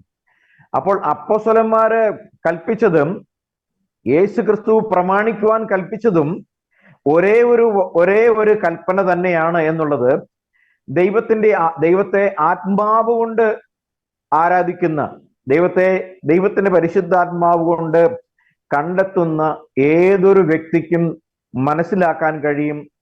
അവർ ദൈവാത്മാവിനാൽ ദൈവവചനത്തെ പഠിക്കുകയാണെങ്കിൽ, മറിച്ച് സ്ഥാപനങ്ങളോ സംഘടനകളോ ബൈബിൾ കോളേജുകളോ ക്രിസ്ത്യാഡെൽഫിയൻസോ യാവേ വിറ്റ്നസോ സെവൻത് ഡേ അഡ്വന്റിസ്റ്റോ സാൽവേഷൻ ആർമിയോ മോർമോൺസോ ഇങ്ങനെയുള്ള നാസറീൻസോ പിൽഗ്രീം ഹോളിനെസ്സോ പെൻഡകോസൽസോ അല്ലെങ്കിൽ ബാപ്റ്റിസ്റ്റുകളോ ബ്രദറൻസോ അവരുടേതായ തിയോളജിക്കൽ കോളേജുകളിൽ പഠിപ്പിക്കുന്ന അവരുടെ ടെക്സ്റ്റുകളുടെ അടിസ്ഥാനത്തിൽ അല്ലാതെ അപ്പോസ്തലന്മാരാൽ എഴുതപ്പെട്ട പുതിയ നിയമ ഗ്രന്ഥങ്ങളുടെ അടിസ്ഥാനത്തിലും അതിനെ പഴയ നിയമ ഗ്രന്ഥങ്ങളിൽ സാക്ഷീകരിക്കപ്പെട്ടിട്ടുള്ള പ്രവാചക എഴുത്തുകളിലും യേശുക്രിസ്തു തന്റെ പരസ്യ ശുശ്രൂഷയിൽ സംസാരിച്ചതായ സുവിശേഷങ്ങൾ ഉൾക്കൊള്ളുന്ന തിരുവെഴുത്തുകളിലും പരസ്പരം ഐക്യപ്പെട്ടു പോകുന്ന, പരസ്പരം അംഗീകരിക്കുന്ന സാക്ഷികളുടെ വാമൊഴിയാൽ സ്ഥിരീകരിക്കപ്പെട്ടിട്ടുള്ള കൽപ്പനകൾ ആണ് സ്നാനത്തിന്റെ അടിസ്ഥാനമായി യെരുസലേമിൽ തുടങ്ങി നമ്മൾ കാണുന്നത്. അപ്പൊ യെരുസലേമിൽ തുടങ്ങി വെച്ച സഭയുടെ ഭാഗമാണ് യഥാർത്ഥമായ സത്യസഭയെന്നും, ആ സഭയുടെ ഈ കാലഘട്ടത്തിലെ ശേഷിപ്പിനെ ചേർക്കാനാണ് കർത്താവ് വരുന്നതെന്നും തിരുവെഴുത്തുകൾ വളരെ വ്യക്തമായിട്ട് പറയുന്നു. പിന്നീട് കഴിഞ്ഞ നൂറ്റാണ്ടുകളുടെ അല്ലെങ്കിൽ കഴിഞ്ഞ ഒരു 2 ശതകത്തിൽ 200 വർഷങ്ങൾക്കുള്ളിൽ ലോകത്തിൽ ഭൂരിഭാഗം വരുന്ന ദുരുപദേശങ്ങൾ എല്ലാം ആരംഭിക്കപ്പെട്ടത് അമേരിക്കയിലാണെന്ന് കാണാൻ സാധിക്കും. ഈ ക്രിസ്റ്റാഡെൽഫിയൻസും 1832 ബർമിംഗ്ഹാം എന്ന് പറയുന്ന ഇംഗ്ലണ്ടിലെ പട്ടണത്തിൽ ജനിച്ച് മെഡിക്കൽ ഡോക്ടറായി പിന്നീട് അമേരിക്കയിലേക്ക് മൈഗ്രേറ്റ് ചെയ്ത് അമേരിക്കയിൽ ഉണ്ട് അലക്സാണ്ടർ ക്യാമ്പൽ അങ്ങനെ തുടങ്ങി ആ കാലഘട്ടത്തിലെ കുറച്ച് റിഫോമിസ്റ്റുമായി ബന്ധപ്പെട്ട് പിന്നീട് ജോൺ തോമസാൽ സ്ഥാപിക്കപ്പെട്ട ഈ ഉപദേശം ഇങ്ങനെ നിരവധി ഉപദേശങ്ങൾ ഏതാണ്ട് 18th സെഞ്ചുറിയുടെ മധ്യ ശതകത്തിൻ മുതൽ ഏതാണ്ട് 1902 അല്ലെങ്കിൽ 1915 ഫസ്റ്റ് ഓർഗനൈസ്ഡ് പെൻഡകോസ്റ്റൽ ചർച്ചായ അസംബ്ലി ഓഫ് ഗോഡ് വരെയും വിവിധ ഉപദേശങ്ങളാൽ മലിനസമാക്കപ്പെട്ട ദൈവസഭ എന്ന് അവർ അവകാശപ്പെടുന്നതും അപ്പസ്തോലിക സഭയുടെയോ ജെറുസലേമിൽ സ്ഥാപിക്കപ്പെട്ട ക്രിസ്തു അപ്പസ്തോലന്മാരും പ്രവാചകന്മാരുമാകുന്ന അടിസ്ഥാനത്തിന്മേൽ യേശു ക്രിസ്തുവാകുന്ന മൂലക്കല്ലിന്മേൽ സ്ഥാപിതമാക്കപ്പെട്ടതും പാതാള ഗോപുരങ്ങളെ ജയിക്കാത്തതുമായ ഈ വ്യാജ സഭകൾ എല്ലാം കൽപ്പിച്ചുണ്ടാക്കിയ ദുരുപദേശങ്ങളുടെ അടിസ്ഥാനത്തിൽ പ്രവർത്തിക്കുമ്പോൾ നമ്മൾ അവകാശപ്പെടുന്നില്ല നമ്മൾ അങ്ങനെയാണെന്നുള്ളത്. പക്ഷെ തിരുവെഴുത്തുകൾ അവകാശപ്പെടുന്നു അന്ന് അപ്പസ്തോലന്മാർ സംസാരിച്ചതും പ്രവർത്തിച്ചതുമായ കാര്യങ്ങൾ അതിനെ എംഫസൈസ് ചെയ്തുകൊണ്ട് അതിൽ അവർ പഠിപ്പിച്ചതുമായ കാര്യങ്ങൾ ഇന്ന് ആരെങ്കിലും എവിടെയെങ്കിലും ചെയ്യുന്നുണ്ടെങ്കിൽ അവർക്കാണ് യഥാർത്ഥ സത്യസഭയുടെ പൈതൃകം അവകാശപ്പെടാൻ കഴിയുള്ളൂ.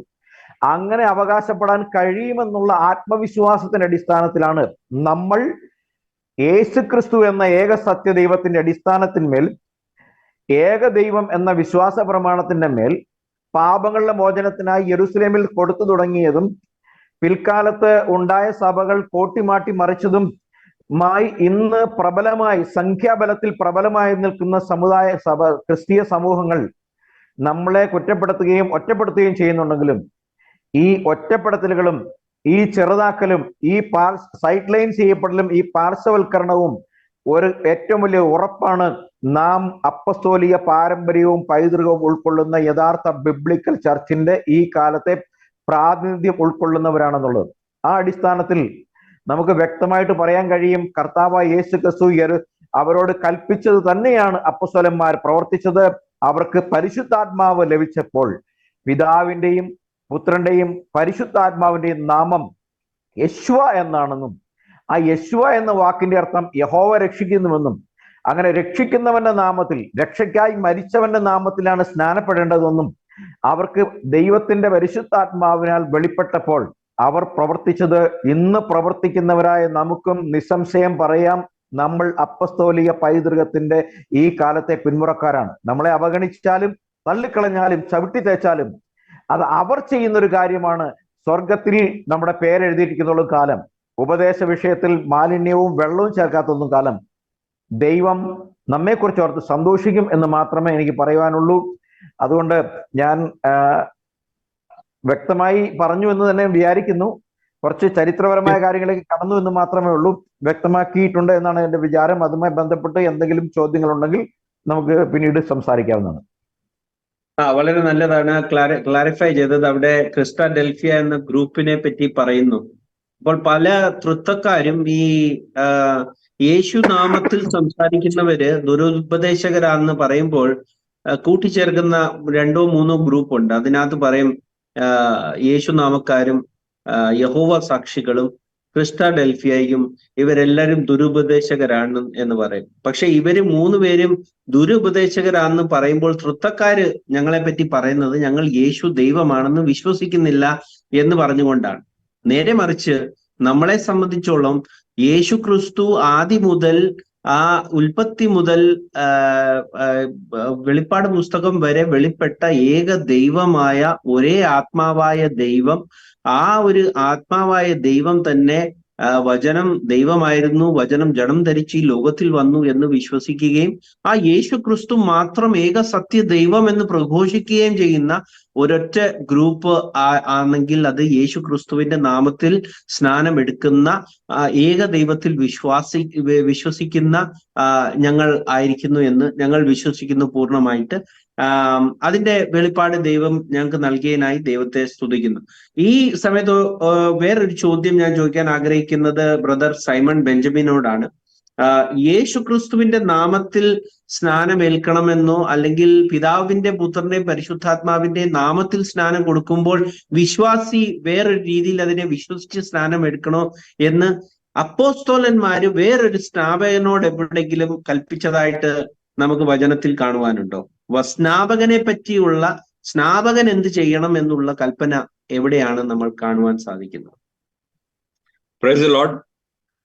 നമ്മള് പുതിയ നിയമത്തിൽ അപ്പോസ്തല പ്രവൃത്തിക്കകത്ത് കാണുന്നതെന്ന് പറഞ്ഞു കഴിഞ്ഞാൽ ആദ്യ സ്നാനം നമ്മൾ ഈ യേശു ക്രിസ്തു പറഞ്ഞ പോലത്തെ തന്നെ മത്തായിയുടെ 28:19 പ്രകാരം തന്നെ ആദ്യത്തെ സ്നാനം നമ്മൾ തുടങ്ങുന്നതായിട്ട് കാണുന്ന ഒരു ഭാഗം എന്ന് പറഞ്ഞാൽ അപ്പോസ്തല പ്രവൃത്തി 2:38.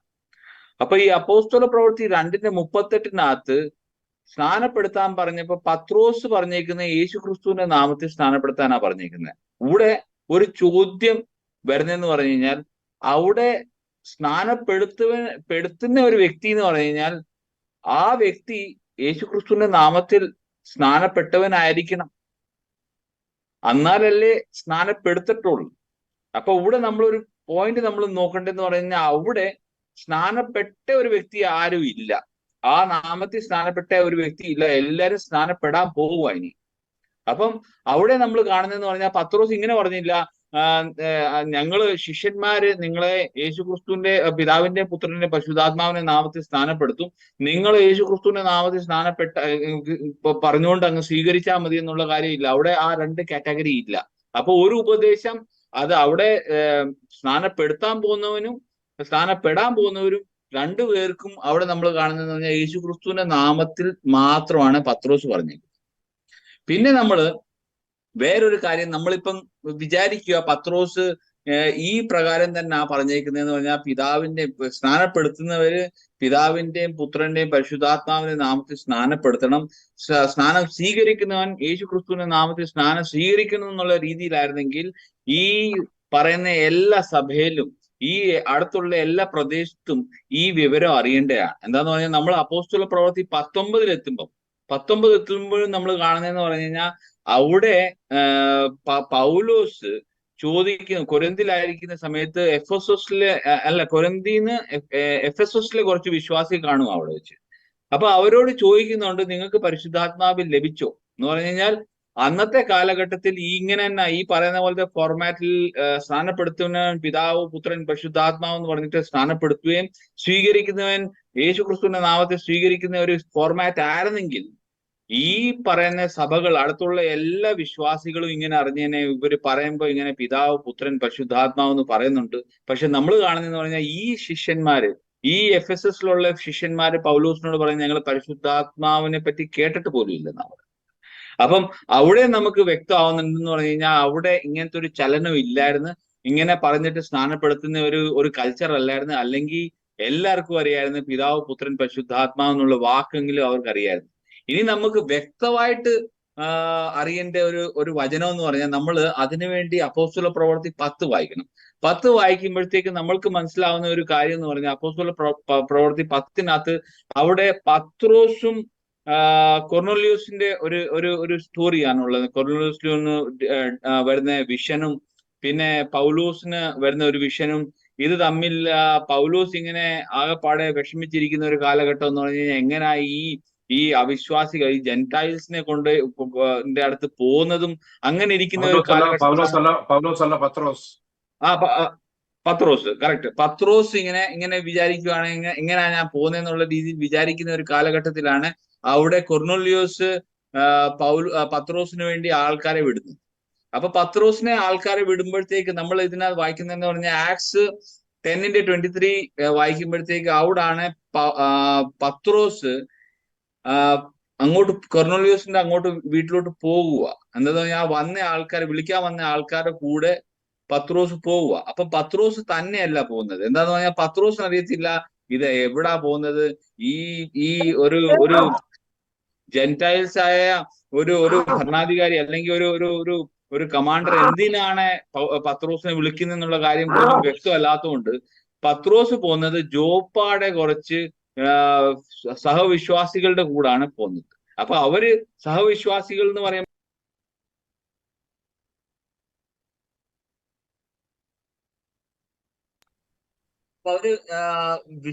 അവര് സ്നാനപ്പെട്ട വിശ്വാസികളാണ്. അപ്പൊ അവർക്ക് ഇപ്പോൾ ഉള്ള സംശയം എന്ന് പറഞ്ഞു കഴിഞ്ഞാൽ, ഇങ്ങനെ പോയി അവരെ സ്നാനപ്പെടുത്തുന്ന കാര്യം അവർ അറിയുന്നില്ല. പക്ഷെ അവിടെ ചെന്ന് ആദ്യമേ മനസ്സിലാക്കുന്നതെന്ന് പറഞ്ഞാൽ, എന്തിനാണ് കൊർന്നേലിയോസ് വിളിച്ചെന്നുള്ള കാര്യമാണ് അവിടെ വിളിക്കുന്നത്. അപ്പൊ അവിടെ ചെല്ലുമ്പോൾ അവർക്ക് മനസ്സിലാവുന്നതെന്ന് പറഞ്ഞാൽ, അവര് പത്രോസിന് അവിടെ വന്ന് പ്രസംഗിക്കാനും യേശുക്രിസ്തുവിനെ പറ്റി കൂടുതൽ അറിയാനുള്ള ആഗ്രഹത്തിനാണ് അവരെ വിളിച്ചേക്കുന്നത്. അപ്പൊ അവിടെ നമ്മള് 44 ഭാഗം കാണുമ്പോഴത്തേക്ക് നമ്മൾ അപ്പോസ്തല പ്രവൃത്തി 10:44 വായിക്കുന്ന ഭാഗത്ത് നമ്മൾ കാണുന്നതെന്ന് പറഞ്ഞു കഴിഞ്ഞാൽ, പത്രോസ് പ്രസംഗിച്ചു കഴിഞ്ഞപ്പോഴത്തേക്ക് അവരുടെ മണ്ടയ്ക്ക് പരിശുദ്ധാത്മാവ് വന്നു. പരിശുദ്ധാത്മാവ് ലഭിച്ചപ്പോഴത്തേക്ക് അവിടെ പത്രോസ് കൂടെ വന്ന് ജോപ്പാലെ വിശ്വാസികളോട് ചോദിക്കുക എന്ന് പറഞ്ഞു കഴിഞ്ഞാൽ, ഇവർക്ക് പരിശുദ്ധാത്മാവ് ലഭിച്ചു. ഓക്കെ, നമുക്ക് ലഭിച്ച പോലെ ഇവർക്ക് പരിശുദ്ധാത്മാവ് ലഭിച്ചു. ഇനി നമുക്ക് ഇവരെ സ്നാനപ്പെടുത്താൻ, വെള്ളത്താൽ സ്നാനപ്പെടുത്താൻ ഇനി നിർത്താൻ ഒക്കുവോ? ഇതാണ് അവരുടെ ചോദ്യം. അപ്പം അങ്ങനെ ഒരു ഇതിലോട്ടെന്ന് പറഞ്ഞാൽ സ്നാനപ്പെട്ട ഈ വിശ്വാസികൾ കൂടുള്ള അവരോട് ചോദിക്കുക, നമുക്ക് ഇനി ഇവരെ പെടുത്താതിരിക്കാൻ ഒക്കുവോ? അപ്പൊ അവിടെ പത്രോസ് ക്ലിയർ ആയിട്ട് അവരെ കമാൻഡ് ചെയ്യുക, baptise them in the name of Jesus Christ. ഇത് നമ്മൾ വായിക്കുന്നതെന്ന് പറഞ്ഞു കഴിഞ്ഞാൽ അപ്പോസ്തല പ്രവൃത്തി 10:48 നമ്മൾ in the name of the Lord. അപ്പൊ ദ ലോർഡ് എന്ന് പറഞ്ഞു കഴിഞ്ഞാൽ ജീസസ് ക്രൈസ്റ്റ് ആണെന്നുള്ള കാര്യത്തിൽ അതിനകത്ത് വേറെ ഒരു ലോർഡ് ഇല്ല. പുതിയ നിയമത്തിനകത്ത് ലോർഡ് എന്ന് പറഞ്ഞു കഴിഞ്ഞാൽ ജീസസ് ഈസ് ലോർഡ് എന്ന് പറയുന്നത് അത് അടിസ്ഥാന വിശ്വാസമാണ്.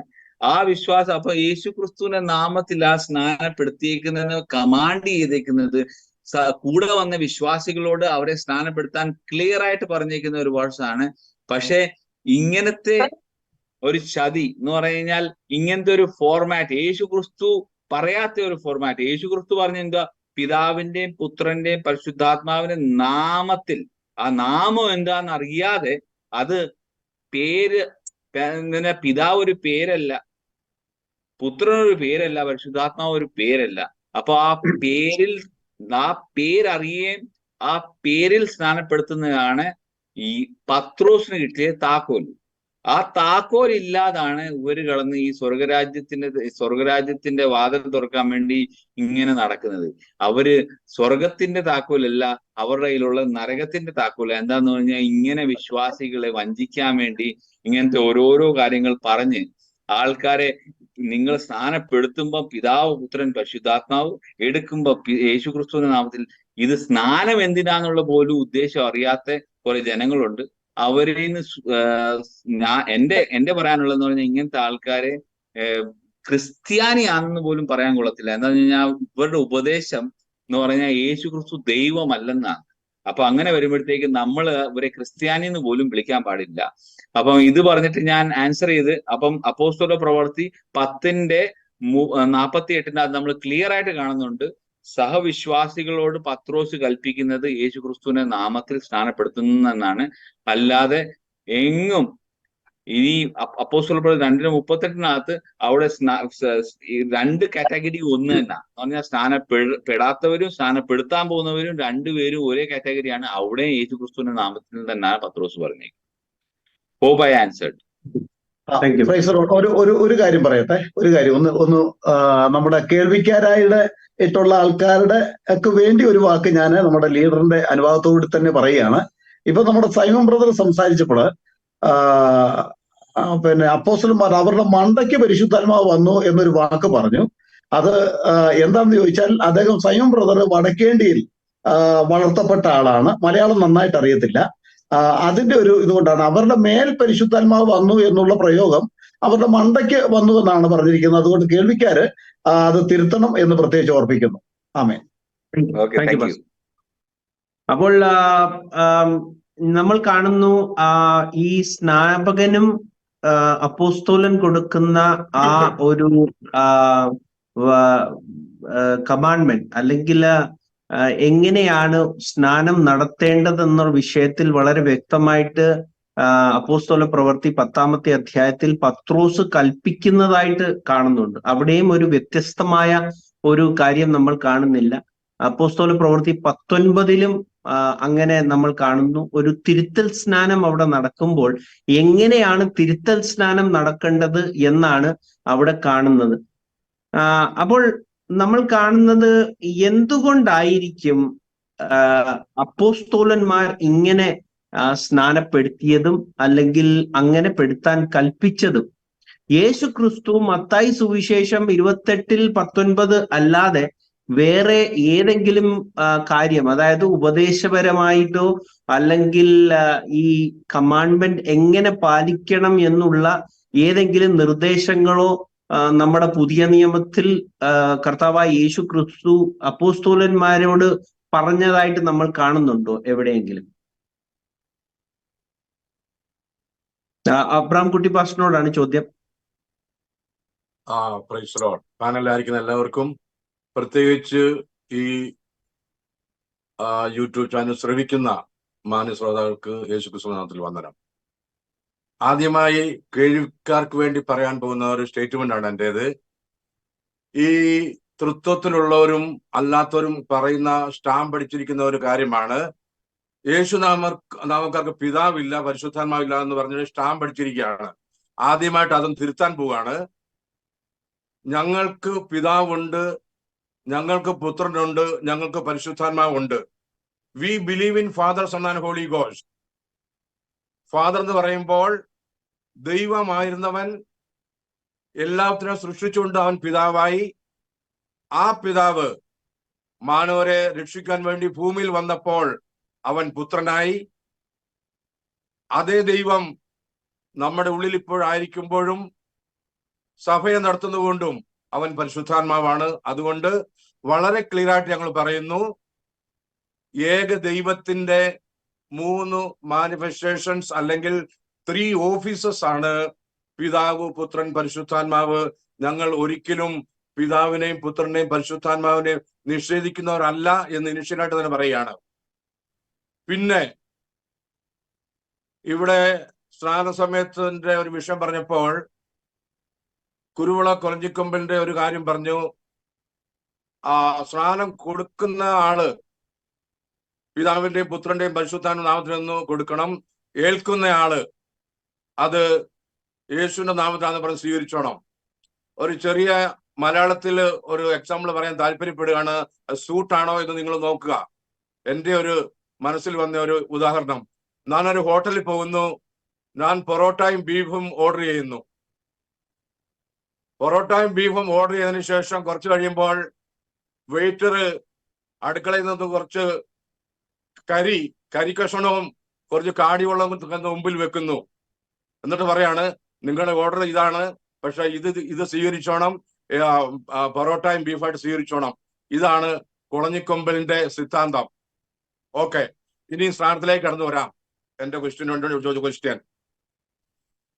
മത്തായി 28:19 യേശുക്രിസ്തു പറഞ്ഞു, നിങ്ങൾ പുറപ്പെട്ട് പിതാവിന്റെയും പുത്രന്റെയും പരിശുദ്ധാത്മാവിന്റെ നാമത്തിൽ സ്നാനം കഴിപ്പിക്കണം.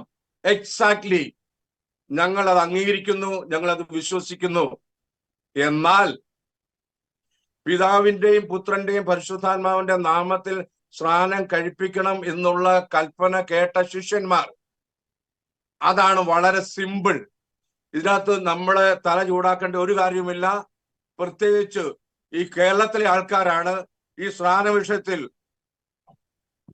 വളരെ കോട്ടി മാറ്റി പല രീതിയിലുള്ള ഡയറക്ഷനിൽ കൊണ്ടുപോയി മനുഷ്യനെ ചതിക്കുന്ന ആളുകളാണ് കേരളത്തിലെ മലയാളികൾ. ബാക്കി ഒരു രാജ്യത്തും സ്നാന വിഷയത്തിൽ ഇങ്ങനെ കോട്ടുമാറ്റി വളച്ചു പറയുന്നവർ ആരുമില്ലെന്നുള്ളതാണ് എൻ്റെ ഒരു ആശയം. ഞാൻ ബോംബെയിലായിരിക്കുന്നു. ഇവിടുത്തെ ഹിന്ദിക്കാരായിരിക്കുന്നവരോട് യേശുക്രിസ്തു നാമത്തിലുള്ള സ്ഥാനത്തെ കുറിച്ചുള്ള വാക്യങ്ങൾ എടുത്ത് കാണിച്ചു കഴിഞ്ഞാൽ ഇമ്മീഡിയറ്റ് അവർ മനസ്സിലാകും, ശരിയാണല്ലോ.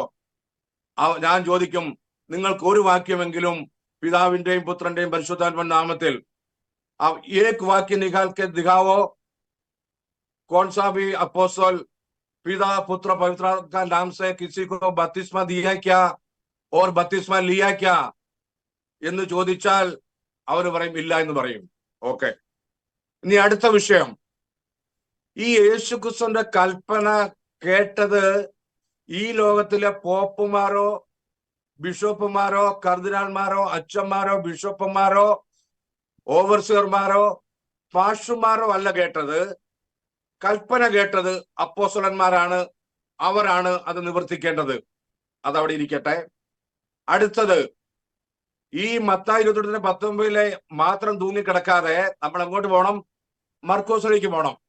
അവിടെ എന്ത് പറയുന്നു? എല്ലാവരും മത്തായി 28 മാത്രമേ അവർക്ക് മതി. എന്നാൽ അത് വിട്ടിട്ട് മുമ്പോട്ട് പോവുക. അവിടെ മർക്കോസ് പറയുന്നു, വിശ്വസിക്കുകയും സ്നാനമേൽക്കുകയും ചെയ്യുന്നവൻ രക്ഷിക്കപ്പെടും. ലൂക്കോസിൽ എന്ത് പറയുന്നു? മാനസാന്തരവും പാപമോചനവും അവന്റെ നാമത്തിൽ യെരുശലേമിൽ തുടങ്ങണം. ഓക്കെ, യോഹന്നാൻ എന്ത് യേശുക്രിസ്തു നിക്കോദോസിനോട് പറഞ്ഞു? ആത്മാവിലും ജലത്താലും വീണ്ടും ജനിച്ചില്ല എങ്കിൽ സ്വർഗരാജ്യം കാണുവാൻ സാധ്യമല്ല. അപ്പോൾ ഈ വാക്യങ്ങളെല്ലാം സ്നാനവുമായിട്ട് ലിങ്ക് ചെയ്തിരിക്കുന്ന വാക്യങ്ങളായതുകൊണ്ട് നമ്മുടെ തല ചൂടാക്കാതെ നമ്മുടെ ലോജിക്കും സയൻസും അവിടെ അപ്ലൈ ചെയ്യാതെ കൽപ്പന കൊടുത്തതാരാണ്? യേശു ക്രിസ്തു. കേട്ടതാരാണ്? അപ്പോസ്തലന്മാർ. ആ കൽപ്പന പ്രമാണിക്കേണ്ടത് അവരാകുന്നു. ഫോർ എക്സാമ്പിൾ, ഞാൻ എന്റെ ഭാര്യ ഇപ്പൊ ഇല്ല, ഉണ്ടായിരുന്ന സമയത്ത് ഞാൻ പറയും, ബെൽസി നീ പോയിട്ട് ഒരു ഗ്ലാസ് വെള്ളം എനിക്ക് കൊണ്ടുപോവാ, എന്റെ കൽപ്പനയാണ്. ഇവിടെ ആ റൂമിൽ കൂടെ നീ പോയിട്ട് ഒരു ഗ്ലാസ് വെള്ളം കൊണ്ടുപോവാ, നീ പോയിട്ട് ഒരു ഗ്ലാസ് വെള്ളം കൊണ്ടുപോവാ എന്ന് പറഞ്ഞാൽ ആ കൽപ്പനയുടെ കൽപ്പനയാണോ? ശരിയാണോ അത്? അവള് പറയും ശരിയാ. ഞാൻ പറഞ്ഞ കൽപ്പന റിപ്പീറ്റ് ചെയ്യുക. ഞാൻ വിശന്ന് ദാഹിച്ച പരവേശം എടുത്ത് വന്നിരിക്കുകയാണ് ഒരു ഗ്ലാസ് വെള്ളം കുടിക്കാൻ. നീ പോയി ഉള്ള വെള്ളം എടുത്തുകൊണ്ട് വാ എന്താ എന്റെ കൽപ്പന റിപ്പീറ്റ് ചെയ്താൽ ഞാൻ പറയുന്ന കൽപ്പനയുടെ എക്സിക്യൂഷൻ അല്ല.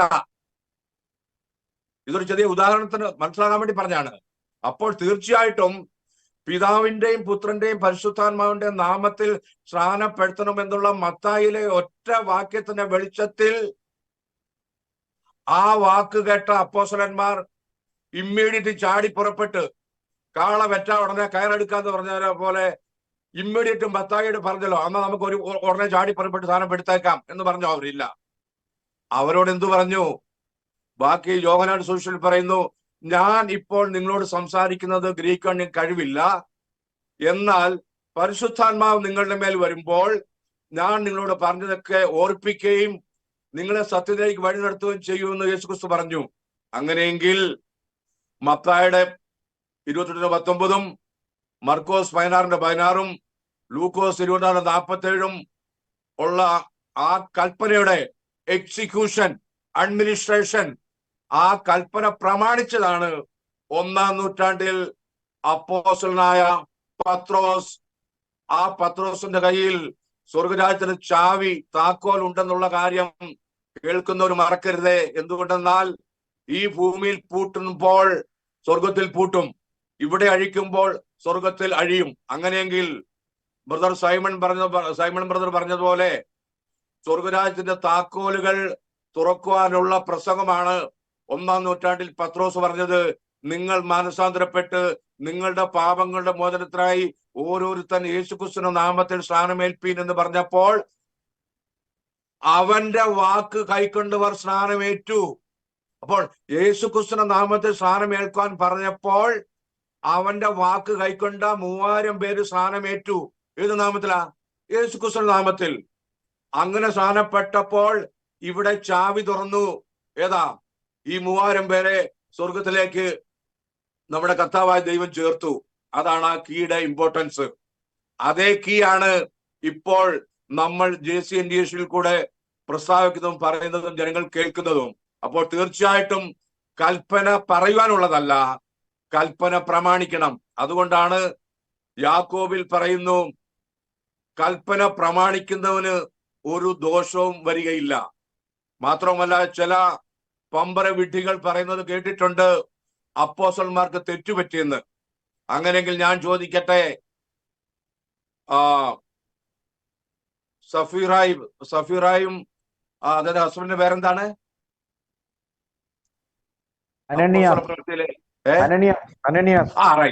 അനന്യാസും സഫീറയും പത്രോസിനോട് വന്ന് കള്ളം പറഞ്ഞപ്പോൾ പത്രോസ് എന്താ പറഞ്ഞത്? പരിശുദ്ധാത്മാവോട് വ്യാജം കാണിച്ചെന്ന് പറഞ്ഞപ്പോൾ അവർ ഇമ്മീഡിയറ്റ് അവിടെ അവര് ചത്തു വീണു. അങ്ങനെയെങ്കിൽ യേശുക്രിസ്തു പ്രോമിസ് ചെയ്തതുപോലെയുള്ള പരിശുദ്ധാത്മാവ് ലഭിച്ചതിനു ശേഷം അപ്പോസ്തലനായ പത്രോസ് യേശുക്രിസ്തു പറഞ്ഞ കൽപ്പനയ്ക്ക് വിരുദ്ധമായി സംസാരിച്ചെങ്കിൽ, അത് പരിശുദ്ധാത്മാവിന് വിരോധമായിട്ടാണെങ്കിൽ ആദ്യമായിട്ട് ചാകേണ്ടത് പത്രോസ് ആകുന്നു 1-ാം നൂറ്റാണ്ടിൽ. നമ്പർ 2, 100 പേരടങ്ങുന്ന സംഘത്തിലേക്ക് പരിശുദ്ധാത്മാവ് വന്നപ്പോൾ മത്തായി എഴുതിയ മത്തായി അവിടെ ഉണ്ട്.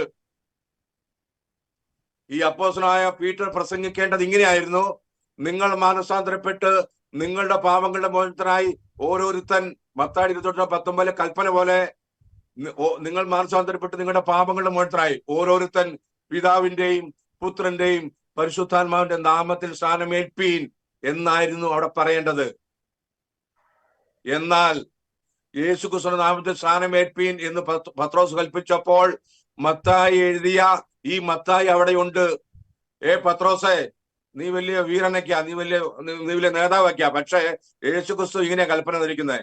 അപ്പം നിന്റെ തോന്നിവാസം പറയാൻ വേണ്ടിയുള്ളതല്ല, നീ അത് പിതാവിന്റെയും പുത്രന്റെയും പരിശോധന ചെയ്യണമെന്നാണ് യേശു പറഞ്ഞത്. അങ്ങനെ തിരുത്തി കൊടുത്തോ. അവിടെ ഒരു തെറ്റ് പറ്റിയിരുന്നെങ്കിൽ, അങ്ങനെ ഒരു തെറ്റ് അവിടെ പറ്റിയിരുന്നെങ്കിൽ കൊർന്നല്യോസിന്റെ ഭവനത്തിൽ വെച്ച് പത്രോസ് കൽപ്പിക്കുമായിരുന്നോ യേശുക്രിസ്തുവിന്റെ വരെ സ്ഥാനപ്പെടുത്തുവാൻ? അപ്പോൾ തീർച്ചയായിട്ടും കേൾക്കേണ്ടത് ഏതാണ്? കൽപ്പന. അത് പ്രമാണിക്കേണ്ടത് വേറെയാകുന്നു. ഇതാണ് കൽപ്പനയും പ്രമാണവും തമ്മിലുള്ള വ്യത്യാസം. പിന്നീട് ഞാൻ വളരെ ക്രിസ്റ്റൽ ക്ലിയർ ആയിട്ട് എക്സ്പ്ലെയിൻ ചെയ്യുന്ന ഒരു സംഗതിയാണ്, യേശുക്രിസ്തുവും യേശുക്രിസ്തു ശിഷ്യന്മാരും അമ്മയും കൂടെ കാനാവിലെ കല്യാണത്തിന് പോയപ്പോൾ അവിടെ വീഞ്ഞു തീർന്നപ്പോൾ മറിയ പറഞ്ഞു യേശുവിനോട്, അവിടെ വീഞ്ഞു തീർന്നു പോയി. അപ്പോൾ യേശു പറഞ്ഞു, എന്റെ നാഴിക വന്നിട്ടില്ല, നമുക്കിതിനകത്ത് എന്താ വിഷയം? പക്ഷേ മറിയ അവിടുത്തെ വേലക്കാരത്തോട് പറഞ്ഞു, അവൻ എന്തെങ്കിലും കൽപ്പിച്ചാൽ അത് ചെയ്യുവീൻ. മറിയ അവിടുത്തെ വേലക്കാരോട് പറഞ്ഞു വെച്ചിരിക്കുകയാണ്, അവൻ എന്തെങ്കിലും കൽപ്പിച്ചാൽ അത് ചെയ്യുവീൻ. അപ്പോൾ യേശുക്രിസ്തു കൽപ്പിച്ചു. എന്ത് കൽപ്പിച്ചു? കൽപാത്രങ്ങളിൽ വെള്ളം നിറപ്പീൻ. ഇതാണ് യേശുക്രിസ്തുവിന്റെ കൽപ്പന.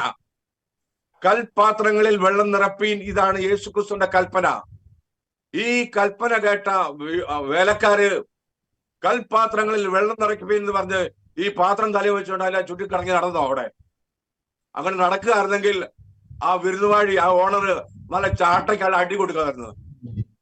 എടാ, പറഞ്ഞത് യേശുക്രിസ്തു പറഞ്ഞ കൽപാത്രത്തിൽ വെള്ളം നിറയ്ക്കാനാ, വെള്ളം കോരി ഒഴിക്കണമെന്ന് പറയുമായിരുന്നു. എന്നാൽ ബുദ്ധിയുള്ള മനസ്സിലായി യേശുക്രിസ്തുവിന്റെ കൽപ്പന എന്താ? കൽപാത്രങ്ങൾ വെള്ളം നിറയ്ക്കണം. അല്ലാതെ കൽപാത്രങ്ങൾ വെള്ളം നിറയ്ക്കാന്ന് പറഞ്ഞ് ഓടി നടക്കല്ലേ ചെയ്തത്. അവര് കൽപ്പന അനുസരിച്ചു, കൽപാത്രങ്ങൾ വെള്ളം നിറച്ചു.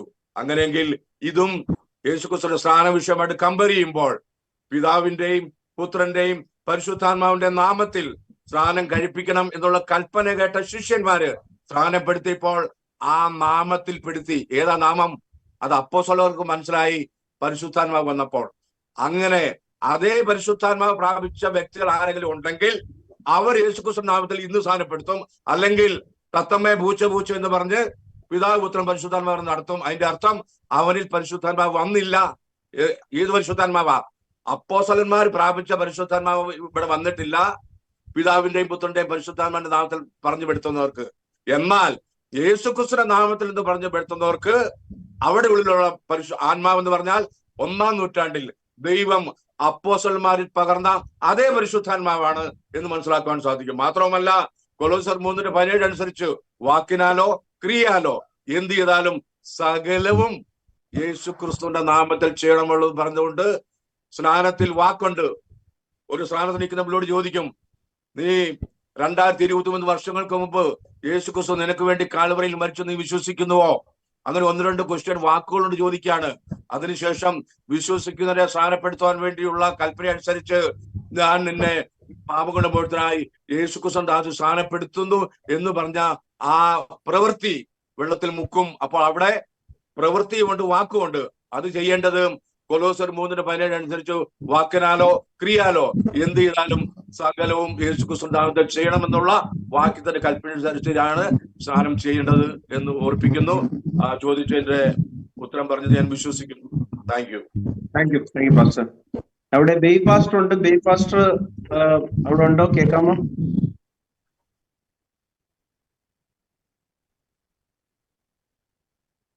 ബേബി പാസ്റ്റർ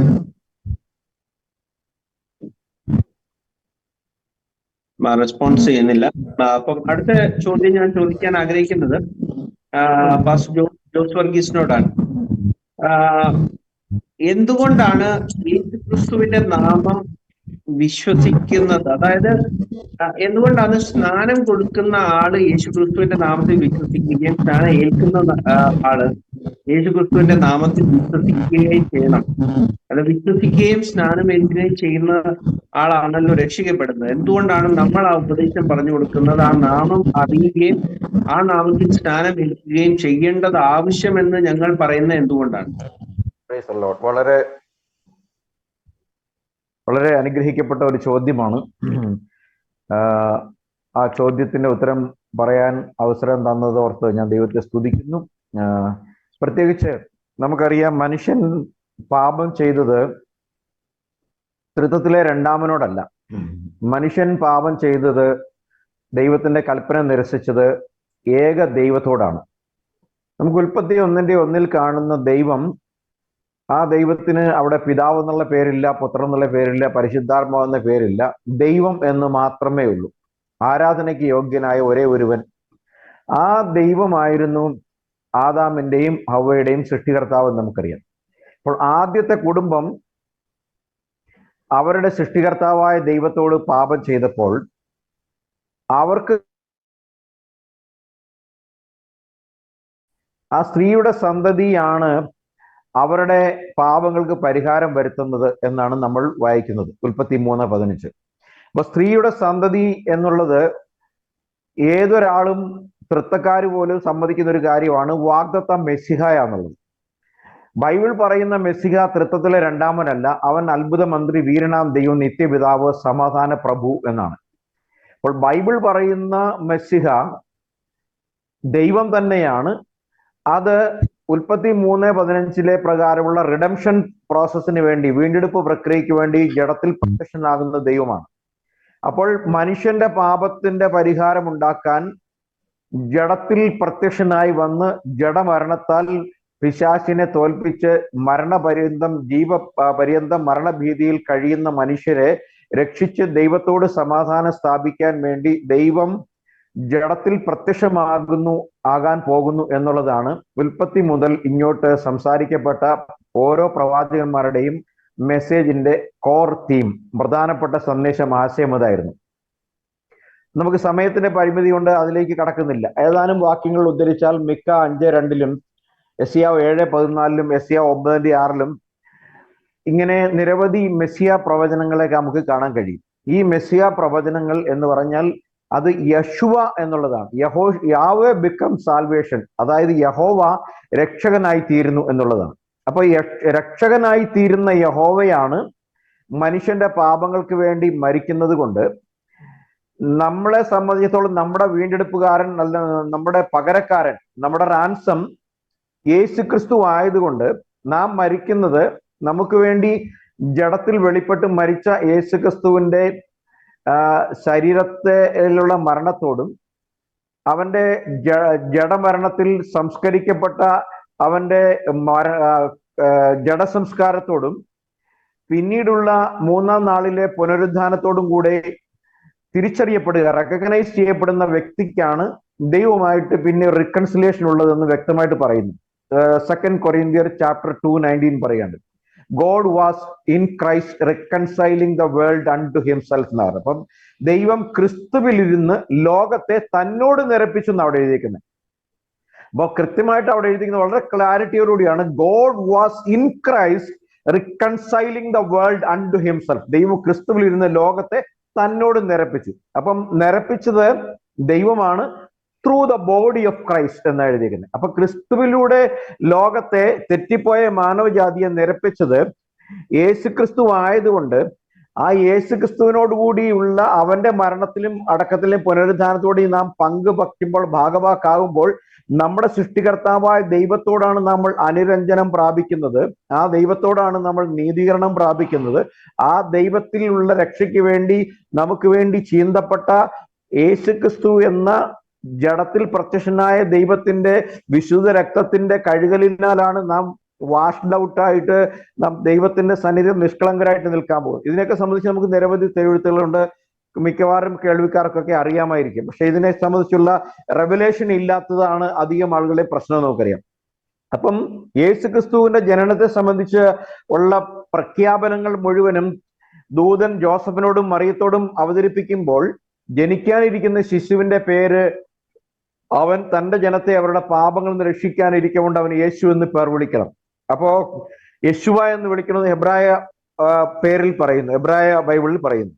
അപ്പോൾ യേശുവായുമായിട്ടാണ് നമുക്ക് ഐക്യമുണ്ടാവേണ്ടത്, യേശുവയുടെ മരണത്തിലാണ്. അതുകൊണ്ട് പിതാവിന്റെയും പുത്രന്റെയും പരിശുദ്ധാത്മാവിന്റെയും നാമത്തിൽ ഞാൻ വിചാരിക്കുന്നത് ദൈവം ഒരുപാട് കുറുക്കന്മാരെ കുടുക്കിലകപ്പെട്ട് പിടിപെട്ട് നരകത്തിൽ തള്ളിയിടുന്നതിന് വേണ്ടിയാണ് ദൈവം ഈ മത്തായി 28 എന്ന് പറയുന്ന ഒരു സാധനം അതിനകത്ത് കുത്തി തിരികെ വെച്ചേക്കുന്നത്.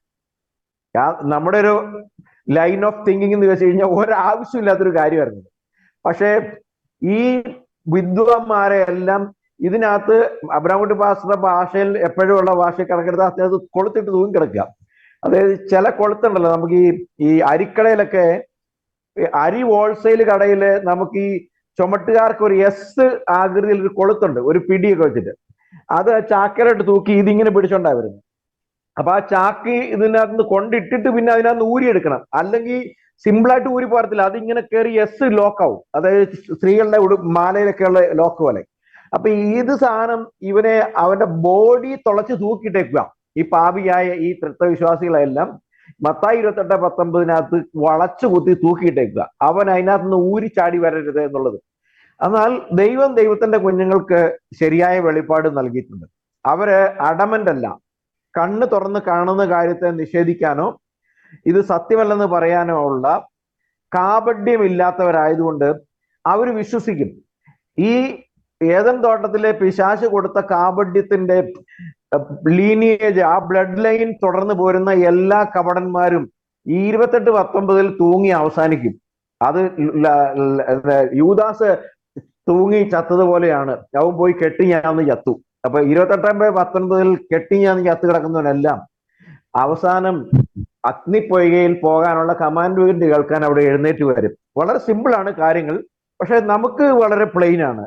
നമുക്ക് വളരെ സിമ്പിളാണ്, പ്ലെയിൻ ആണ്, പക്ഷെ അവർക്കത് വലിയൊരു പ്രശ്നമാണ്. അതുകൊണ്ട് അപ്പൊ ദൈവം പറയുന്നത്, ജ്ഞാനികളെ ലജ്ജിപ്പിക്കാൻ ദൈവം ഭോഷത്വമായതിനെയും ബലമുള്ളതിനെ ലജ്ജിപ്പിക്കാൻ ബലഹീനമായതിനെയും കുലമുള്ളതിനെ ലജ്ജിപ്പിക്കാൻ കുലഹീനമായതിനെയും തെരഞ്ഞെടുത്തു എന്ന് പറയാം. അപ്പം അവിടെ ആ ഒരു തെരഞ്ഞെടുപ്പ് നമുക്ക് ലഭിച്ചത് വലിയൊരു ഭാഗ്യമാണ്. അതുകൊണ്ട് പാപങ്ങളുടെ മോചനം ഫാദർ സൺ ഹോളി ഗോസ്റ്റ് എന്ന ടൈറ്റിലാണ് എന്ന് ഒരു പ്രവാചകന്മാരും സാക്ഷ്യപ്പെടുത്തിയിട്ടില്ല, അപ്പസ്തോലന്മാരും പറഞ്ഞിട്ടില്ല. നിങ്ങളുടെ പാപങ്ങളുടെ മോചനം പിതാവ് പുത്രൻ പരിശുദ്ധാത്മാവ് എന്ന നാമത്തിലാണെന്ന് യേശുവും കൽപ്പിച്ചിട്ടില്ല.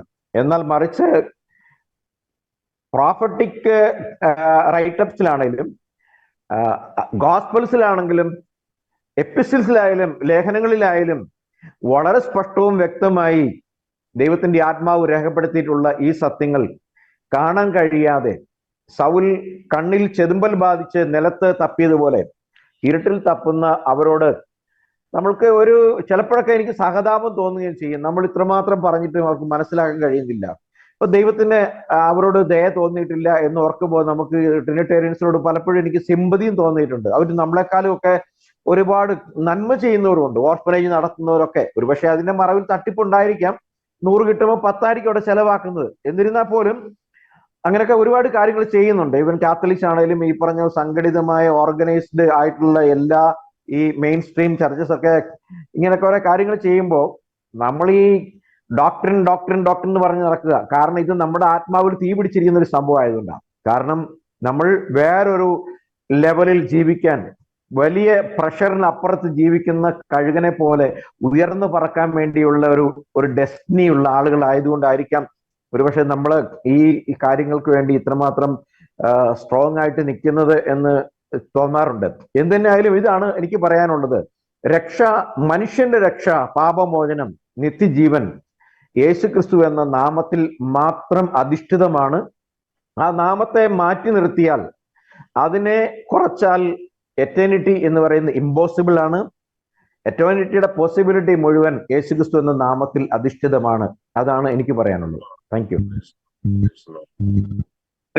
നമ്മൾ ഏകദേശം എല്ലാ കാര്യങ്ങളും ഇന്നത്തെ ആ വിഷയത്തെ പറ്റി പറഞ്ഞു കഴിഞ്ഞു. 2 തരത്തിലെ ആ ഒരു ഉപമ നമ്മൾ നൽകി. തേങ്ങ ലഭിക്കുമ്പോൾ അത് മാങ്ങ എന്ന് വിചാരിച്ച് സ്വീകരിക്കുക. പിന്നെ നമ്മുടെ അബ്രഹാംകുട്ടി പാസ്റ്റർ പറഞ്ഞതുപോലെ ഏതെങ്കിലും ഒരു കാര്യം പറയുമ്പോൾ ഇപ്പം വെള്ളം നിറയ്ക്കുക എന്ന് പറയുമ്പോഴത്തേക്ക് വെള്ളം നിറയ്ക്കുക എന്ന് പറഞ്ഞിട്ട് അത് റിപ്പീറ്റ് ചെയ്തിട്ട് സ്വീകരിക്കുകയും, അല്ലെങ്കിൽ എവിടെയെങ്കിലും പോയി നമ്മളിപ്പോ ഒരു ഡിഷ് ഓർഡർ ചെയ്യുക, അല്ലെങ്കിൽ പൊറോട്ടയും ബീഫും നമ്മുടെ ഏറ്റവും മലയാളിക്ക് ഇഷ്ടമുള്ള ഭോജനം നമ്മൾ ഓർഡർ ചെയ്യുമ്പോൾ ഒരു കരിയും മറ്റേ ചാരവും കൂടെ കൊണ്ടുവന്നിട്ട് ഇതാണ് നിങ്ങൾ ഓർഡർ ചെയ്തതെന്ന് പറയുന്ന പോലെ ആ ഒരു പല ഉപമകളും നമ്മൾ കാണുമ്പോൾ എങ്ങനെയെങ്കിലും ദൈവം സൃഷ്ടിച്ച ഒരു വാതിലിനെ ആ വാതിലിന്റെ സൈഡിൽ കൂടെ എങ്ങനെങ്കിലും ഈ വിശ്വാസി കടന്നു പോകണം, അവൻ രക്ഷപ്പെടരുത്, ഇത് സാത്താന്റെ ആ ഒരു വലിയ കാര്യത്തിലേക്ക് ചെന്ന് എങ്ങനെങ്കിലും അവൻ കുരുക്കിൽ വീഴണം എന്ന് വിചാരിച്ചുകൊണ്ട് പലതരത്തിലെ വ്യാജങ്ങളെ ഇറക്കി ഈ അപ്പോസ്തോലന്മാര് പറഞ്ഞത് തെറ്റിക്കാൻ വേണ്ടി നടക്കുന്ന ആൾക്കാരാണെന്ന് വളരെ വ്യക്തമാണ്. വേറെ എന്തെങ്കിലും കാര്യം ഇതിനകത്ത് ആഡ് ചെയ്യാനുണ്ടെങ്കിൽ ആർക്കെങ്കിലും എന്തെങ്കിലും ആഡ് ചെയ്യാനുണ്ടെങ്കിൽ നമുക്ക് സമറൈസ് ചെയ്തിട്ട് നിർത്താം. അതായത് ഇപ്പൊ ലേറ്റസ്റ്റ് ഉള്ള ഒരു ഇമ്പോർട്ടാണ് ഇപ്പൊ ഈ ചെയ്തിരിക്കുന്ന സ്ഥാന വിഷയത്തിൽ കുരുവിള.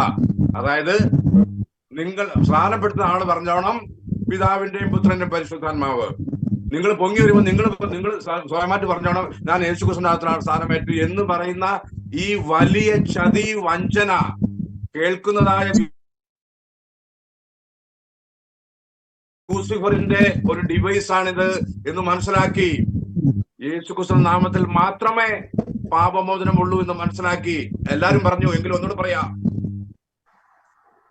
പ്രവാചകന്മാരും അപ്പോസ്തലന്മാരും ഒരുപോലെ പറയുന്നു അവന്റെ നാമം മൂലം പാപം ലഭിക്കുമെന്ന് സകല പ്രവാചകന്മാർ പറയുന്നത് കൊണ്ട് തീർച്ചയായിട്ടും എന്നെ കേൾക്കുന്ന ഈ ഗ്രൂപ്പിൽ കേൾക്കുന്ന എല്ലാ സഹോദരന്മാരെ, നിങ്ങളുടെ സ്നാനം പിതാവിന്റെയും പുത്രന്റെയും പരിശുദ്ധാത്മാവിന്റെ നാമത്തിൽ എന്ന ടൈറ്റിൽസ് ആണെങ്കിൽ ആ ടൈറ്റിൽസ് നിങ്ങളുടെ പാപം മോചിച്ചിട്ടില്ല, നിങ്ങളുടെ പാപം കഴുകി കളഞ്ഞിട്ടില്ല, നിങ്ങൾ ക്രിസ്തുവിനോട് ചേർന്നിട്ടില്ല, നിങ്ങൾ ക്രിസ്തുവിനെ ധരിച്ചിട്ടില്ല, ക്രിസ്തുവിന്റെ കൂടെ മരിച്ച് അടക്കപ്പെട്ട് ഉയർത്തെഴുന്നേറ്റില്ല എന്നുള്ള കാര്യം മനസ്സിലാക്കി 1-ാം നൂറ്റാണ്ടിലെ 3000 പേരെ പോലെ നിങ്ങൾ പാപങ്ങളുടെ മോചനത്തിന് വേണ്ടി യേശുക്രിസ്തുവിന്റെ സ്ഥാനമേൽക്കണം എന്നുള്ള റിക്വസ്റ്റ് കൈകൂപ്പിക്കൊണ്ട് നിങ്ങളോട് പറയുന്നു. അങ്ങനെയെങ്കിലും ഒരുവൻ സ്വർഗരാജ്യത്തിൽ പ്രവേശിക്കട്ടെ. Thank you pastor. Pastor Joy എന്തെങ്കിലും പറയാൻ ആഗ്രഹിക്കുന്ന? ഞാൻ പറയാനായിട്ട് ഉദ്ദേശിക്കുന്നത്, സത്യത്തില് ഈ കുരുവിള കുളഞ്ചിക്കൊമ്പിൽ എന്ന് പറയുന്ന വ്യക്തി ചില വർഷങ്ങളായി യേശുക്രിസ്തുവിന്റെ നാമത്തെ ഡീഗ്രേഡ് ചെയ്യാനായിട്ട് അദ്ദേഹം തൃത്വം വിശ്വസിക്കുന്നില്ലെന്നാ പറയുന്നത്. അതും വലിയ കൊടും വഞ്ചനയാണ്. കാരണം തൃത്വം വിശ്വസിക്കാതിരിക്കുന്ന വ്യക്തി തൃത്വത്തിൽ ഉണ്ടായ സ്നാനം അംഗീകരിക്കുന്നുണ്ട്. അപ്പം കൊടും വഞ്ചനയിൽ പിശാച് ഈ അന്ത്യകാലത്ത് കൊണ്ടുവന്നിരിക്കുന്ന ഒരു പൈശാചിക ആത്മാവിനാൽ തന്നെ നയിക്കപ്പെടുന്ന ഒരു വ്യക്തിയാണ് ഈ കുരുവിള എന്ന് പറയുന്ന വ്യക്തി. അത് സാധാരണക്കാരെ ജനങ്ങൾ മനസ്സിലാക്കി വഞ്ചനയിൽ കുടുങ്ങാതെ സത്യ വചനത്തിന് വേണ്ടി നിൽക്കണം. അയാളെ സംബന്ധിച്ച് പറഞ്ഞാൽ അയാളിൽ ഭരിക്കുന്ന ആത്മാവിന്റെ ലക്ഷ്യം ദൈവജനത്തെ യേശുക്രിസ്തുവിന്റെ നിന്ന് തെറ്റിച്ച് ദൈവജനം പാവമോചനം പ്രാപിക്കാതെ ഈ ലോകത്തിന് വഞ്ചനയിൽ കുടുങ്ങി നിത്യനാശത്തിലേക്ക് പോകാനുള്ള സാത്താന്റെ വലിയ തന്ത്രവുമായി സാത്താന്റെ PhD അല്ലെങ്കിൽ സാത്താന്റെ സർട്ടിഫിക്കറ്റും വാങ്ങിക്കൊണ്ട് നടക്കുന്ന ഒരു വ്യക്തിയാണ് ഈ കുരുവിള എന്ന് സാധാരണക്കാരായ ജനങ്ങൾ തിരിച്ചറിഞ്ഞ് പുറന്തള്ളണം, അതിനെ തകർത്ത് കളയണം, ആ വാക്യത്തെ പൂർണ്ണമായിട്ട് തകർത്ത് കളയണമെന്ന് മാത്രമേ എനിക്ക് പറയാനുള്ളൂ. Thank you pastor. ഈ ഒരു ഇന്ന് നമ്മൾ നടന്ന ചർച്ചയിൽ വളരെ വ്യക്തമായിട്ട് നമ്മുടെ എല്ലാ പാസ്റ്റർമാരും സഹോദരങ്ങളും സംസാരിച്ച കാര്യം കൂടെ ഒന്ന് സമ്മറൈസ് ചെയ്തിട്ട് ഞങ്ങൾ ഇതിനെ ഇവിടെ നിർത്താൻ ആഗ്രഹിക്കുന്നു. ഈ പറഞ്ഞ കാര്യത്തിൽ പാപമോചനം എന്നുള്ളത് വളരെ ഒരു പരിഹാസ്യകരമായ കാര്യമാക്കി മാറ്റുകയും കർത്താവ് തന്നെ പറഞ്ഞത് വീണ്ടും ജനനവും പാപമോചനവും ക്രിസ്തുവിന്റെ നാമത്തിൽ അല്ലെങ്കിൽ മശീഹായുടെ നാമത്തിൽ യെരൂശലേമിൽ തുടങ്ങി ലോകത്തിലേക്ക് കടന്നു പോകുമെന്ന് പറയുമ്പോൾ അതിനെ ചെറുതാക്കി കാണിക്കുകയും പാപമോചനം ആവശ്യമില്ലെന്നും കർത്താവ് കുരിശിൽ തന്റെ പ്രാണനെ നൽകിയത് കൊണ്ട് എല്ലാവർക്കും പാപമോചനം ലഭിക്കുമെന്നുള്ള ദുരുപദേശം പഠിപ്പിക്കുകയും യോഹന്നാനിൽ കൂടെ നമ്മൾ കാണുന്നു അവനെ കൈക്കൊണ്ട് അവന്റെ നാമത്തിൽ വിശ്വസിച്ച ഏവർക്കും ദൈവമക്കളാക്കുവാൻ അവൻ അധികാരം കൊടുക്കുന്നതാണ്. അപ്പം നമ്മൾ വിശ്വാസത്താൽ ആണ് ആ നീതീകരണത്തിലേക്ക് നടത്തപ്പെടുന്നത്. ആ വിശ്വാസം എന്താകുന്നു? അവനെ കൈക്കൊള്ളുക, അതായത് അവനിൽ ക്രിസ്തുവിൽ ഏക ആത്മീയ ശരീരത്തിൽ ദൈവത്തിന്റെ സകല സമ്പൂർണതയുണ്ടെന്ന് പൗലോസ് വളരെ വ്യക്തമായിട്ട് വെളിപ്പെടുത്തുന്നു. പൗലോസ് പറയുന്നത് വേറെ ഒന്നുമല്ല. പൗലോസ് എന്നത് ക്രിസ്ത്യാനി അല്ലെങ്കിൽ ക്രിസ്തീയ വിശ്വാസത്തെ പിന്തുടർന്നവരെ കൊന്നുകൊണ്ടിരുന്ന ഒരു വിശ്വാസിയായിരുന്നു പൗലോസ്. പൗലോസിനോട് അനാനിയാസ് പറഞ്ഞു, അവന്റെ നാമത്തെ, കർത്താവിന്റെ നാമത്തെ വിളിച്ചപേക്ഷിച്ച് നിന്റെ പാപങ്ങളെ കഴുകിക്കളയുക. അങ്ങനെ തുടങ്ങിയ യാത്രയാണ് പൗലോസിൻ്റെത്. ആ പൗലോസ് പറയുന്നു, അവനിലല്ലോ ദൈവത്തിന്റെ സകല സമ്പൂർണതയും ദേഹരൂപമായി വസിക്കുന്ന, അവൻ മാത്രമാണ് അദൃശ്യനായ ദൈവത്തിന്റെ ദൃശ്യരൂപം എന്ന് വളരെ വ്യക്തമായിട്ട് പറയുന്നു. പിന്നെ അവന്റെ നാമത്തെ വിശ്വസിക്കുക, നാമത്തിൽ വിശ്വസിക്കുക. കർത്താവായ യേശു ക്രിസ്തു പറഞ്ഞു, ഞാൻ എൻ്റെ ഒരുവൻ തന്റെ സ്വയം നാമത്തിൽ വന്നു എങ്കിൽ നിങ്ങൾ അവനെ കൈക്കൊണ്ടേനെ, പക്ഷെ ഞാൻ എൻ്റെ പിതാവിന്റെ നാമത്തിൽ വന്നതുകൊണ്ട് നിങ്ങൾ എന്നെ കൈക്കൊള്ളുന്നില്ല എന്ന് പറഞ്ഞു. അപ്പോൾ പിതാവിന്റെ നാമം ആ യേശു ക്രിസ്തുവിന്റെ നാമം തന്നെയാണെന്ന് വിശ്വസിക്കുക. യോഹന്നാന്റെ സുവിശേഷത്തിൽ 14-ാമത്തെ അധ്യായത്തിൽ പറയുന്നു, പിതാവ് നിങ്ങൾക്ക് അയക്കുവാനിരിക്കുന്ന, എന്റെ നാമത്തിൽ അയക്കുവാനിരിക്കുന്ന പരിശുദ്ധാത്മാവ്. അപ്പോൾ പിതാവിന്റെയും പുത്രന്റെയും പരിശുദ്ധാത്മാവിന്റെയും നാമം ഏകനാമമായ യേശു ക്രിസ്തു എന്ന നാമം തന്നെയാണ് എന്ന്, അത് ഒരേ ആത്മാവിന്റെ മനുഷ്യനോട് ഉള്ള ആ പാപമോചനത്തിന് വേണ്ടിയുള്ള ആ ഒരു രക്ഷയുടെ പ്രക്രിയയിൽ ദൈവം തന്നെ എടുത്ത, ഒരേ ദൈവം, ആത്മാവായ ദൈവം എടുത്ത നാമമാണെന്നും ആ നാമത്തിൽ വിശ്വസിച്ചുകൊണ്ടാണ് ഒരു വിശ്വാസി തന്റെ പുതിയ ജീവിതത്തിൽ, അതായത് പുതിയ ജനനത്തിൽ കൂടെ പ്രവേശിക്കേണ്ടതെന്ന് വളരെ വ്യക്തമായിട്ട് നമ്മൾ വചനത്തിൽ കാണുമ്പോൾ, അതിനെ കോട്ടിക്കളഞ്ഞ് എങ്ങനെങ്കിലും ഒരുവൻ രക്ഷപ്പെടാതെ ഈ സാത്താന്യ വലയിൽ പെടണം എന്ന് ആഗ്രഹിച്ചുകൊണ്ട് പല രീതിയിൽ തെറ്റിക്കുന്നതായിട്ട് നമ്മൾ കാണുന്നു.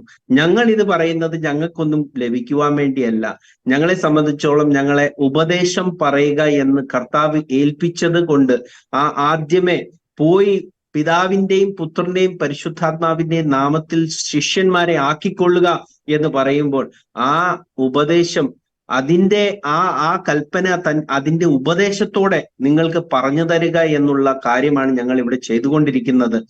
ദൈവം നിങ്ങളിൽ ഈ ആത്മാവാൽ, ദൈവത്തിന്റെ ആത്മാവാൽ ഈ കാര്യങ്ങളെ വെളിപ്പെടുത്തട്ടെ എന്ന് പ്രാർത്ഥിച്ചുകൊണ്ട് ഞങ്ങൾ ഈ ലൈവ് ഇവിടെ നിർത്തുന്നു.